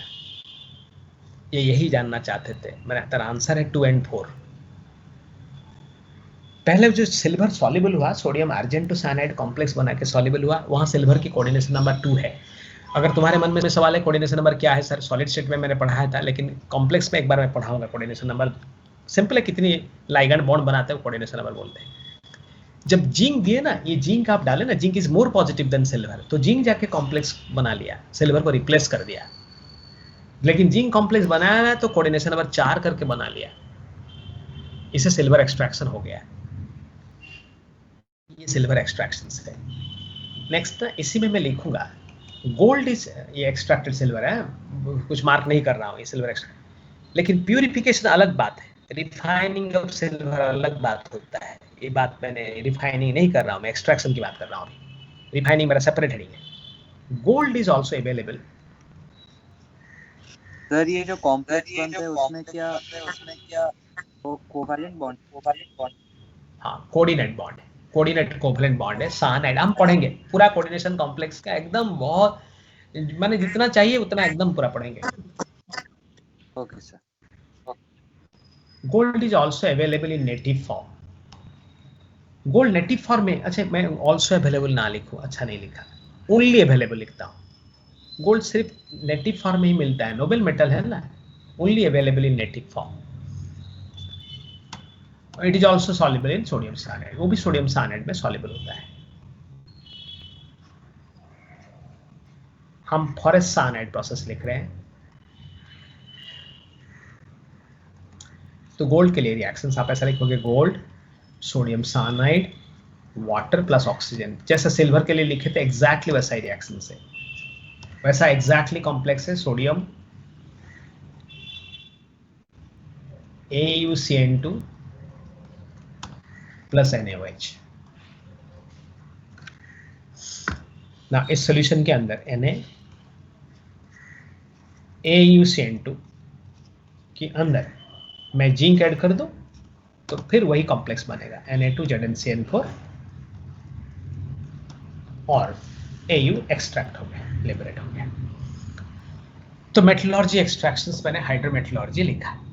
मेरा एक्सट्रैक्शन मेटल्स जो जनरल मेटलर्जी चल रहा था खत्म हुआ। अब मैं रिफाइनिंग ऑफ मेटल्स पे जाऊंगा। तरह तरह के रिफाइनिंग के बारे में पढ़े हम, जनरल मेटलर्जी के अंदर हम पढ़ रहे हैं। सिल्वर एंड गोल्ड की रिफाइनिंग में हम बाद में डिस्कस कर सकते हैं। लिखिए मेरे साथ, हम चलेंगे फोर्थ स्टेज को जनरल एक्सट्रैक्शन में। ये मेरा चल रहा था third stage extraction metals. Extraction metals में हाइड्रोमेटलर्जी को मैंने इलैबोरेट करके लिख दिया, क्योंकि हाइड्रोमेटलर्जी पढ़ाने के लिए सेपरेटली मुझे आगे मौका नहीं मिलेगा। Part 4 refining of metals. Refining of metals लिखिए।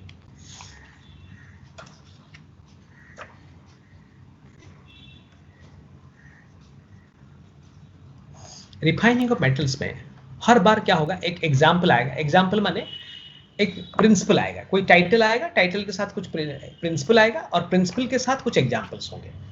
जैसे फॉर एग्जाम्पल लिक्वेशन। लिक्वेशन क्या होता है? लिक्वेशन तभी अप्लाई होता है जब आपकी मेटल और इम्प्यूरिटी के अंदर मेल्टिंग पॉइंट की ज्यादा डिफरेंस है। तो क्या होगा, जैसे आप हीट करोगे मेटल मेल्ट करके बह जाएगा और इम्प्यूरिटी रह जाएंगे। That technique is called liquation. Liquation हर बार प्रिंसिपल है। लिक्वेशन कब अप्लाई होता है?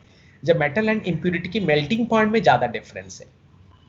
जैसे फॉर एग्जांपल जिंक और लेड मिक्सचर, आप हिट करेंगे ना, जिंक मेल्ट करके बह जाएगा। जिंक की मेल्टिंग पॉइंट कम है, 300-400 डिग्री सेल्सियस से मेल्टिंग पॉइंट। तो ऐसा करते हुए हर बार एक प्रिंसिपल लिखूंगा मैं, मेरे साथ लिखिए। Refining of metals part 4,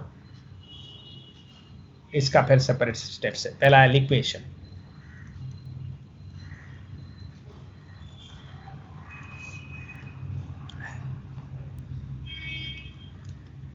It's applied when metal and impurities have high difference in melting point.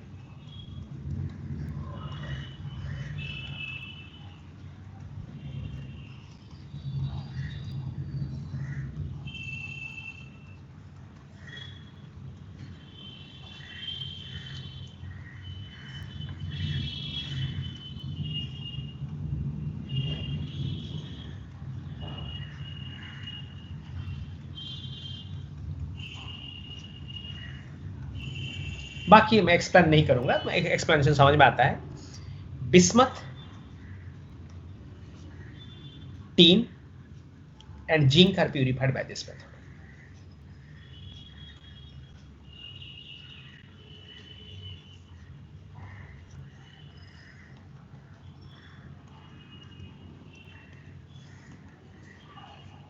जिनकी मेल्टिंग पॉइंट कम है, टीन का मेल्टिंग पॉइंट 300 डिग्री सेल्सियस के आसपास है।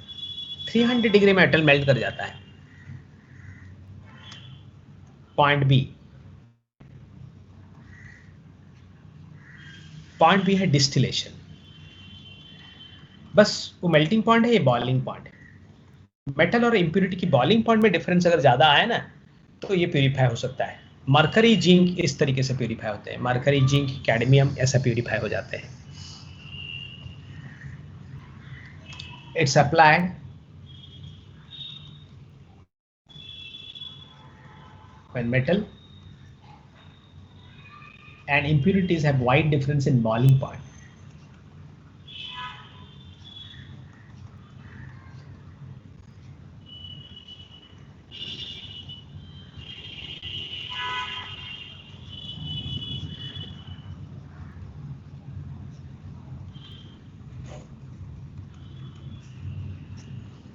Boiling point. Example: mercury, zinc, cadmium, वो ग्रुप पूरा जिनकी बॉइलिंग पॉइंट कम है। सर जिंक बोला कितना है। मेल्ट करते हैं? जिंक सुन, मैं याद करूं, 300 से 400 के आसपास मेल्ट करेगा, 800-900 के आसपास बॉयल कर जाएगा, जो कि कम है, मेटल में से कम है। क्योंकि आयरन की मेल्टिंग पॉइंट प्योर फॉर्म में 1500 डिग्री टच कर जाता है। चलो सी, पॉइंट सी। पॉइंट सी तेरा ऑक्सीडेशन है। ऑक्सीडेशन टेक्निक तभी अप्लाई होता है जब, हर बार एक प्रिंसिपल है, हर बार एक प्रिंसिपल देखेगा। तभी अप्लाई होता है जब impurities have higher tendency to get oxidized than metal. ठीक से सुन, impurities have higher tendency to get oxidized than metal. For example, iron के अंदर ना impurity होते हैं मैंगनीज, सिलिकॉन, फॉस्फोरस, सल्फर आदि होते हैं. आयरन ऑक्सीडाइज हो सकता है, ये भी ऑक्सीडाइज हो सकते हैं, बट ये ज़्यादा जल्दी ऑक्सीडाइज होते हैं. इसका एडवांटेज लेके मैं इन्हें अलग करता हूँ. कैसे करूँगा? एक कंटेनर में आयरन लिया, आयरन लेके नीचे ना हेमाटाइट की लाइनिंग चढ़ा देता हूँ. लाइनिंग ही हेमाटाइट है, Fe2O3, और ये आयरन रहा. अब मेल्ट करूँगा और कंटिन्यूअसली स्टायर करते रहते हैं, तो एटमॉस्फेरिक एयर से ऑक्सीजन आके इनको ऑक्साइड में कन्वर्ट कर देगा. आयरन ऑक्साइड में कन्वर्ट नहीं होता इतनी जल्दी. इनमें से कुछ ऑक्साइड जैसे फॉस्फोरस, जैसे सल्फर, ये ऑक्साइड एसिडिक होते हैं. ये आके बेसिक लाइनिंग के साथ रिएक्ट कर लेंगे. ये लाइनिंग है, नीचे दिया है जानबूझ के मैंने, लाइनिंग के साथ रिएक्ट कर लेंगे, करके वहीं पे रह जाएंगे. और कुछ ऊपर आ जाएंगे, स्कम, मैंने ऊपर एक लेयर बना लेंगे, तो उन्हें सेपरेट किया तो मेरे सेपरेट हो गया. तो ऑक्सीडेशन टेक्निक तब अप्लाई होता है जब impurities have higher tendency to get oxidized than metal itself. Another fine example is silver purification. Silver purification, ऊपर मैंने सिल्वर प्यूरिफिकेशन नहीं पढ़ाया था, सिल्वर एक्सट्रैक्शन पढ़ा रहा था. सुन, सिल्वर प्यूरिफिकेशन कैसे होता है. इसके लिए ना मुझे कुछ और प्रोसेस पे जाना पड़ेगा. ये जो अभी हम पढ़ने जा रहे हैं सिल्वर प्यूरिफिकेशन, ये इस मेथड से एक्सट्रैक्ट होने वाले सिल्वर में नहीं लगता है, क्योंकि ये मेथड से एक्सट्रैक्ट होने वाले सिल्वर बहुत हाईली प्योर है. हमें सिल्वर कहीं और से मिलता है. कहाँ से मिलता है पता है? आर्जेंटिफेरस लेड से. लेड के अंदर थोड़ा सा सिल्वर नेचुरली रहता है. जब हम लेड एक्सट्रैक्ट करते हैं, लेड के अंदर थोड़ा सा सिल्वर नेचुरली रहता है. मैं इसे कैसे नाम दे रहा हूं देख, आर्जेंटिफेरस लेड. मैंने लेड ही है ये, आर्जेंटिफेरस मैंने थोड़ा सा सिल्वर है. बट सिंस सिल्वर बहुत महंगा मेटल है, तो उसको मैं निकालने की कोशिश करता हूं. तब ना वो एक लंबा प्रोसेस अप्लाई करेगा, जो मैं नहीं बोल रहा हूं, पार्केस प्रोसेस. पार्केस प्रोसेस करके ज़्यादा से ज़्यादा लेड को निकाल लेगा. पूरा लेड निकाल लिया, लास्ट पे जाके थोड़ा सा लेड रह ही जाता है, सिल्वर से निकलता नहीं. सिल्वर और लेड है, उस लेड को पहले निकाल लिया था, मैक्सिमम लेड निकाल लिया, थोड़ा सा लास्ट पे रेसिडुअल रह गया है जिसके साथ सिल्वर है. अब वो क्या करता है, उसे लेके ना एक क्रूसिबल बनाता है, कंटेनर, जो बोन ऐश से बनते हैं. मछली की कांटे से ऐश बना के इसको बनाते हैं, स्पेशल है. इसके अंदर इसको लेगा, लेके एयर का ब्लो देगा और हीट करेगा. लेड ना तेजी से ऑक्सीडाइज होता है, सिल्वर ऑक्सीडाइज नहीं होता है, लेड ऑक्साइड बनाता है. और वो लेड ऑक्साइड ये बोन ऐश क्रूसिबल में एब्जॉर्ब हो जाता है. तो कुछ देर के बाद सिल्वर पूरा ग्लिटर करता हुआ नजर आता है.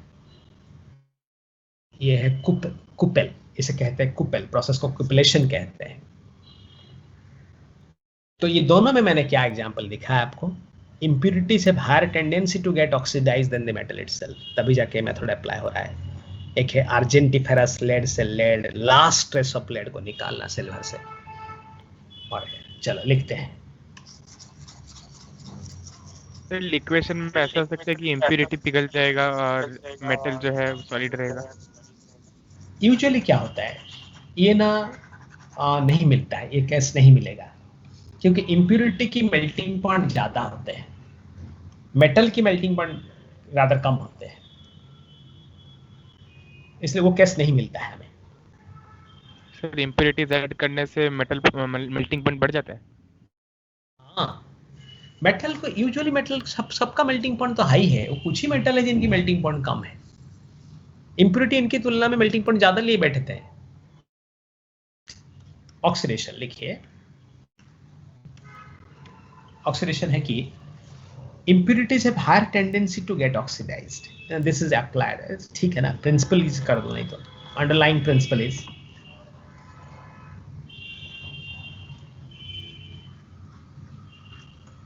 इन्होंने पढ़ने मन लग रहा है तो हेलो, हाँ सारे बच्चे बताइए, मन लग रहा है ना? कोई कुछ नहीं बोल रहा है.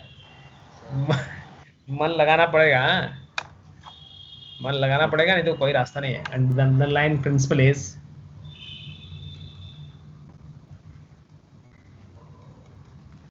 impurities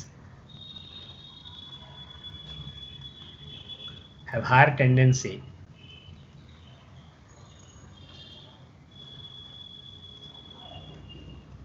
to get oxidized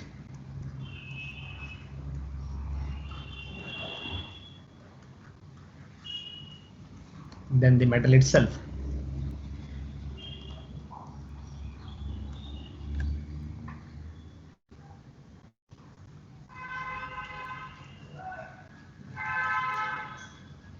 इस पे फिर दो पार्ट है.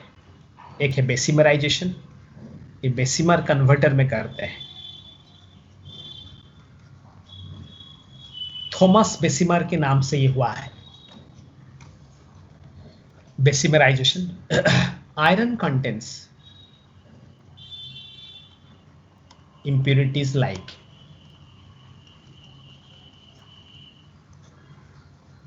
manganese, phosphorus, sulfur, which are easily oxidized and removed.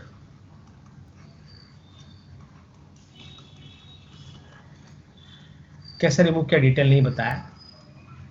Detail देखूंगा आगे, कहीं पे लगेगा तो लिखूंगा. आयरन एक्सट्रैक्शन के अंदर नहीं तो लिखूंगा. And remove which are easily oxidized and removed in besimerization, in Bessemer process.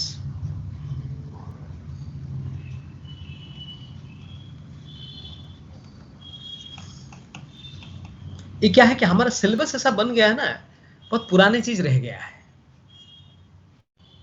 Syllabus को थोड़ा मॉडिफाई कर देने से सब चला जाता तो बेहतर लगता, पढ़ने में साथ बेहतर लगता. फॉर एग्जांपल स्टील मेकिंग में ना, आप देख रहे स्टील मेकिंग में आ रहा है प्रोसेस का टाइटल, जैसे सीमेंस मार्टिन प्रोसेस. क्वेश्चन दी जाएगा आपको एक आध. WBJ में दिखता है ज़्यादातर, हमारे इसमें नहीं दिखता है. बट सीमेंस मार्टिन प्रोसेस आज इंडस्ट्री में नहीं है. आज इंडस्ट्री में लिंच डोनाविच है. सिलेबस अपडेट नहीं होता है तो रह जाता है, तो ज़्यादा क्योंकि जो अभी का प्रोसेस है उसे पढ़ लोगे ना, कंफ्यूजन कम होता है.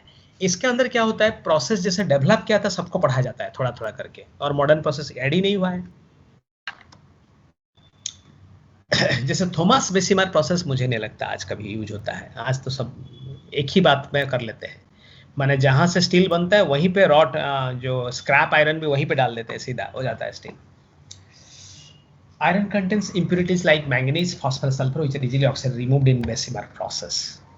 Part 2, cupellation. CUPELL. Okay.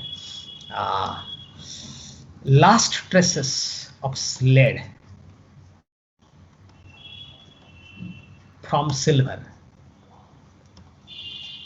is removed by this method.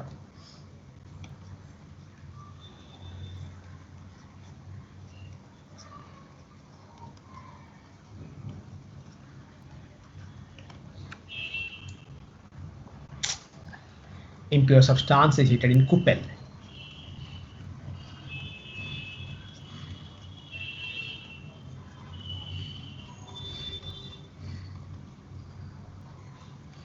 Cupel. Lead is oxidized.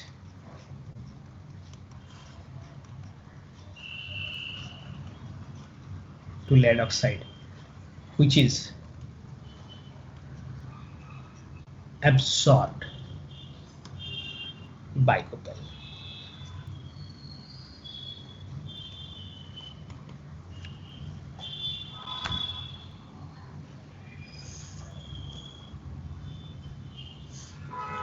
Cupel is a bone ash crucible. Part D. हम रिफाइनिंग कंटिन्यू कर रहे हैं हमारा. पार्ट डी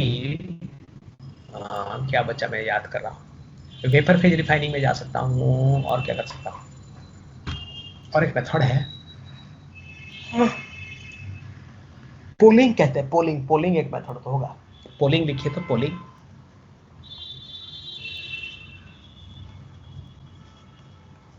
ये मेथड अप्लाई होता है जब मेटल में अपना ऑक्साइड इंप्योरिटी है.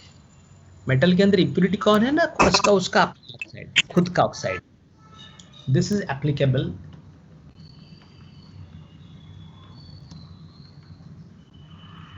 when metal contains its one oxide is impurity.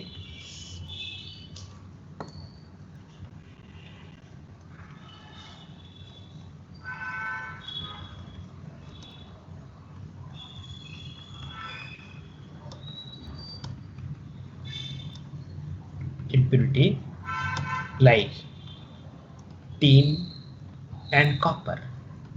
हाँ, टीन एंड कॉपर में ना अपना ऑक्साइड इम्प्योरिटी होता है. टीन में इम्प्योरिटी कौन है ना, SnO2. कॉपर में इम्प्योरिटी कौन है, कॉपर ऑक्साइड. तब हम क्या करते हैं, impure metal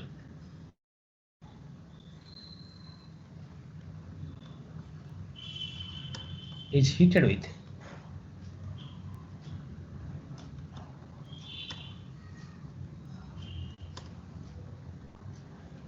green poles of wood. Carbon monoxide released reduces metal oxide to metal. हो गया ना काम.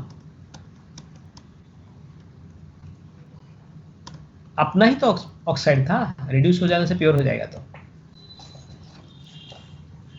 पोलिंग. आपको एग्जांपल पता होना चाहिए. टीन एंड कॉपर पूरा लगता है, एकदम लगता है सब, क्योंकि ये सब टीन कॉपर का एक्सट्रैक्शन भी पढ़ोगे आप. पॉइंट ई, वेपर फेज रिफाइनिंग, ये तो बहुत इंपॉर्टेंट है.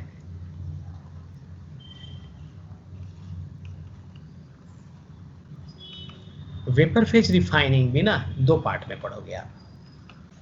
एक है, इसका दो पार्ट पढ़ोगे. पार्ट ए, पार्ट ए में हम क्या पढ़ा है आपको सोच रहे हैं. Van आर्केल, van आर्केल D Boyer, van आर्केल बोलो तो चलेगा. Van Arkel process, van Arkel process में पूरा पूछता है वैन आर्केल प्रोसेस से कौन मेटल प्यूरिफाई होता है. वैन आर्केल प्रोसेस में आप मेटल को आयोडाइड में कन्वर्ट करते हो. What is special with iodide? Iodide is volatile and unstable. मुझे दो प्रॉपर्टी चाहिए. जैसे मानो टाइटेनियम, टाइटेनियम इम्प्योर टाइटेनियम है, मैंने इसे आयोडीन के साथ हीट किया. जो प्योर टाइटेनियम है ना, वो आयोडीन के साथ रिएक्ट करके TiI4 बनाएगा. बट ये कंपाउंड वोलाटाइल है, तो गैस की तरह बाहर चला जाएगा. तो मैंने उसे कलेक्ट कर लिया, थोड़ा ज़्यादा हीट कर दिया, डिकम्पोज करके टाइटेनियम में रिलीज कर दिया. ये पॉसिबल हुआ इसलिए क्योंकि वोलाटाइल था और अनस्टेबल भी था. तो वैन आर्केल प्रोसेस उनके लिए अप्लाई होता है जो अनस्टेबल एंड वोलाटाइल आयोडाइड बनाते हैं. एग्जाम्पल है टाइटेनियम, वेनाडियम, जार्कोनियम, ये पूरा पूछता है. लिखिए.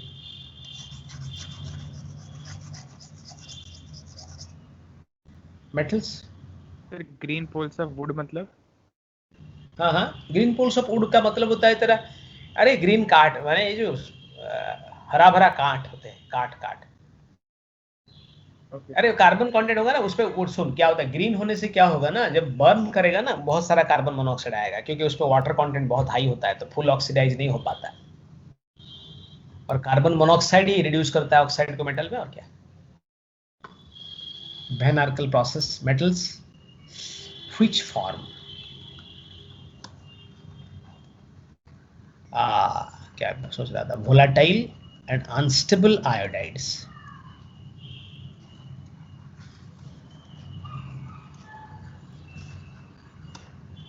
are purified by this method.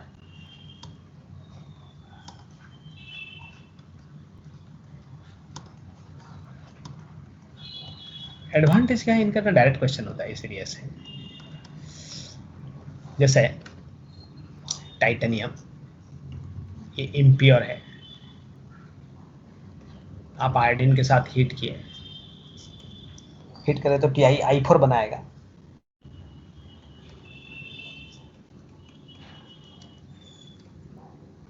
TiI4 को फर्दर हीट करें, Ti बना लेगा. ये Ti प्योर है. चलो एक पेज जोड़ो, थोड़ा समय 5 मिनट है, मैं 2 लाइन तो लिखूंगा. और पेज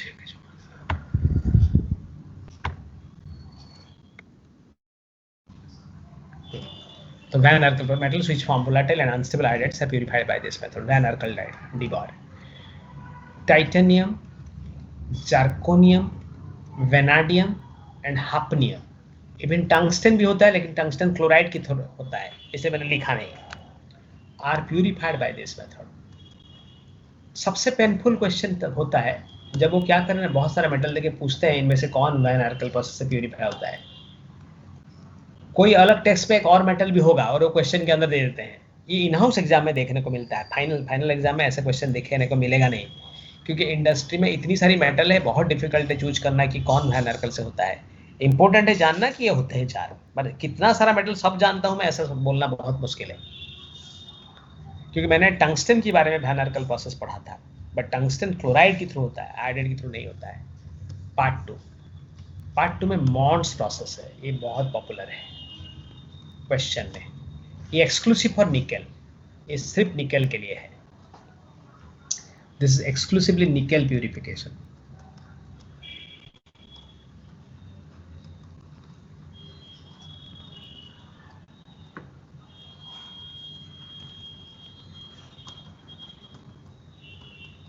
निकेल प्यूरिफिकेशन, इसमें क्या होगा, निकेल इम्प्योर है, आप कार्बन मोनोऑक्साइड के साथ रिएक्ट करेंगे अराउंड 50 डिग्री सेल्सियस, बनाता है निकेल टेट्राकार्बोनाइल जो वोलेटाइल है। ये वोलेटाइल, अच्छा ये टाइटेनियम आयोडाइड वोलेटाइल है, हाँ पूरा गैस है। निकेल टेट्राकार्बोनाइल को हीट करोगे 125 डिग्री में। प्रेस क्यों बोलते हैं? हाँ बोलो। इसको वेपर फेज क्यों बोलते हैं? वेपर तो नहीं बिकॉज सब तो वेपर हो रहा है, वोलेटाइल तो सब तो वेपर हो रहा है। वेपर को हीट करने से टाइटेनियम डिपॉजिट होगा, ऐसा कुछ? हाँ अच्छा, इसलिए ओके सर। ये प्योर है। मैंने आई हैव सीन क्वेश्चन जो मैंने इस कंपाउंड को पूछा कि फिजिकल स्टेट इसका क्या है, रूम टेम्परेचर में इसकी फिजिकल स्टेट क्या है। मैंने नॉर्मल टेम्परेचर से फिजिकल स्टेट क्या है, इसका फिजिकल स्टेट गैस है। बच्चे को एकदम फील नहीं होगा, लगेगा मेटल कंपाउंड क्या गैस होगा, सॉलिड लिख देगा वो। गैस है, वोलेटाइल है, पूरा एकदम गैसियस सब्सटेंस है, जिसे कलेक्ट करके फिर हीट करके डिकम्पोज करा देते हैं। तो मैं थोड़ा जोर चलने की कोशिश कर रहा था कि मैं रिफाइनिंग को पूरा कर दूं, बट पूरा नहीं कर पाया। मेरा एक प्रोसेस रह गया, एक थोड़ा लंबा प्रोसेस है, वो लंबा क्या थोड़ा है, समझने लायक है। जोन रिफाइनिंग नेक्स्ट आएगा, जोन रिफाइनिंग। इसके साथ हम जनरल मेटलर्जी को पूरा करेंगे। फिर हम सेपरेटली पढ़ेंगे iron extraction, copper extraction, may be like थोड़ा लेड एक्सट्रैक्शन, टीन एक्सट्रैक्शन, थोड़ा जिंक एक्सट्रैक्शन, मुझे सेपरेट पढ़ाना पड़ेगा। और उसी के अंदर आयरन एक्सट्रैक्शन थोड़े से लाइन स्टील के बारे में पढ़ना पड़ेगा। आई हैव सीन अबन questions, Parkes process, Pattinson process, जो इधर उधर मिलने वाले किताबों में मिल जाता है, बट मैंने इन्हें कभी देखा नहीं। 2-4 लाइन लिख के आपको दे दूंगा अगर समय कम होगा तो, बट कभी आएगा नहीं, मुझे पता है पार्केस पार्टिंसन नहीं आएगा, बट पढ़ा दूंगा। ठीक है, मैं आज आपको लिए छोड़ता हूँ यहीं पे।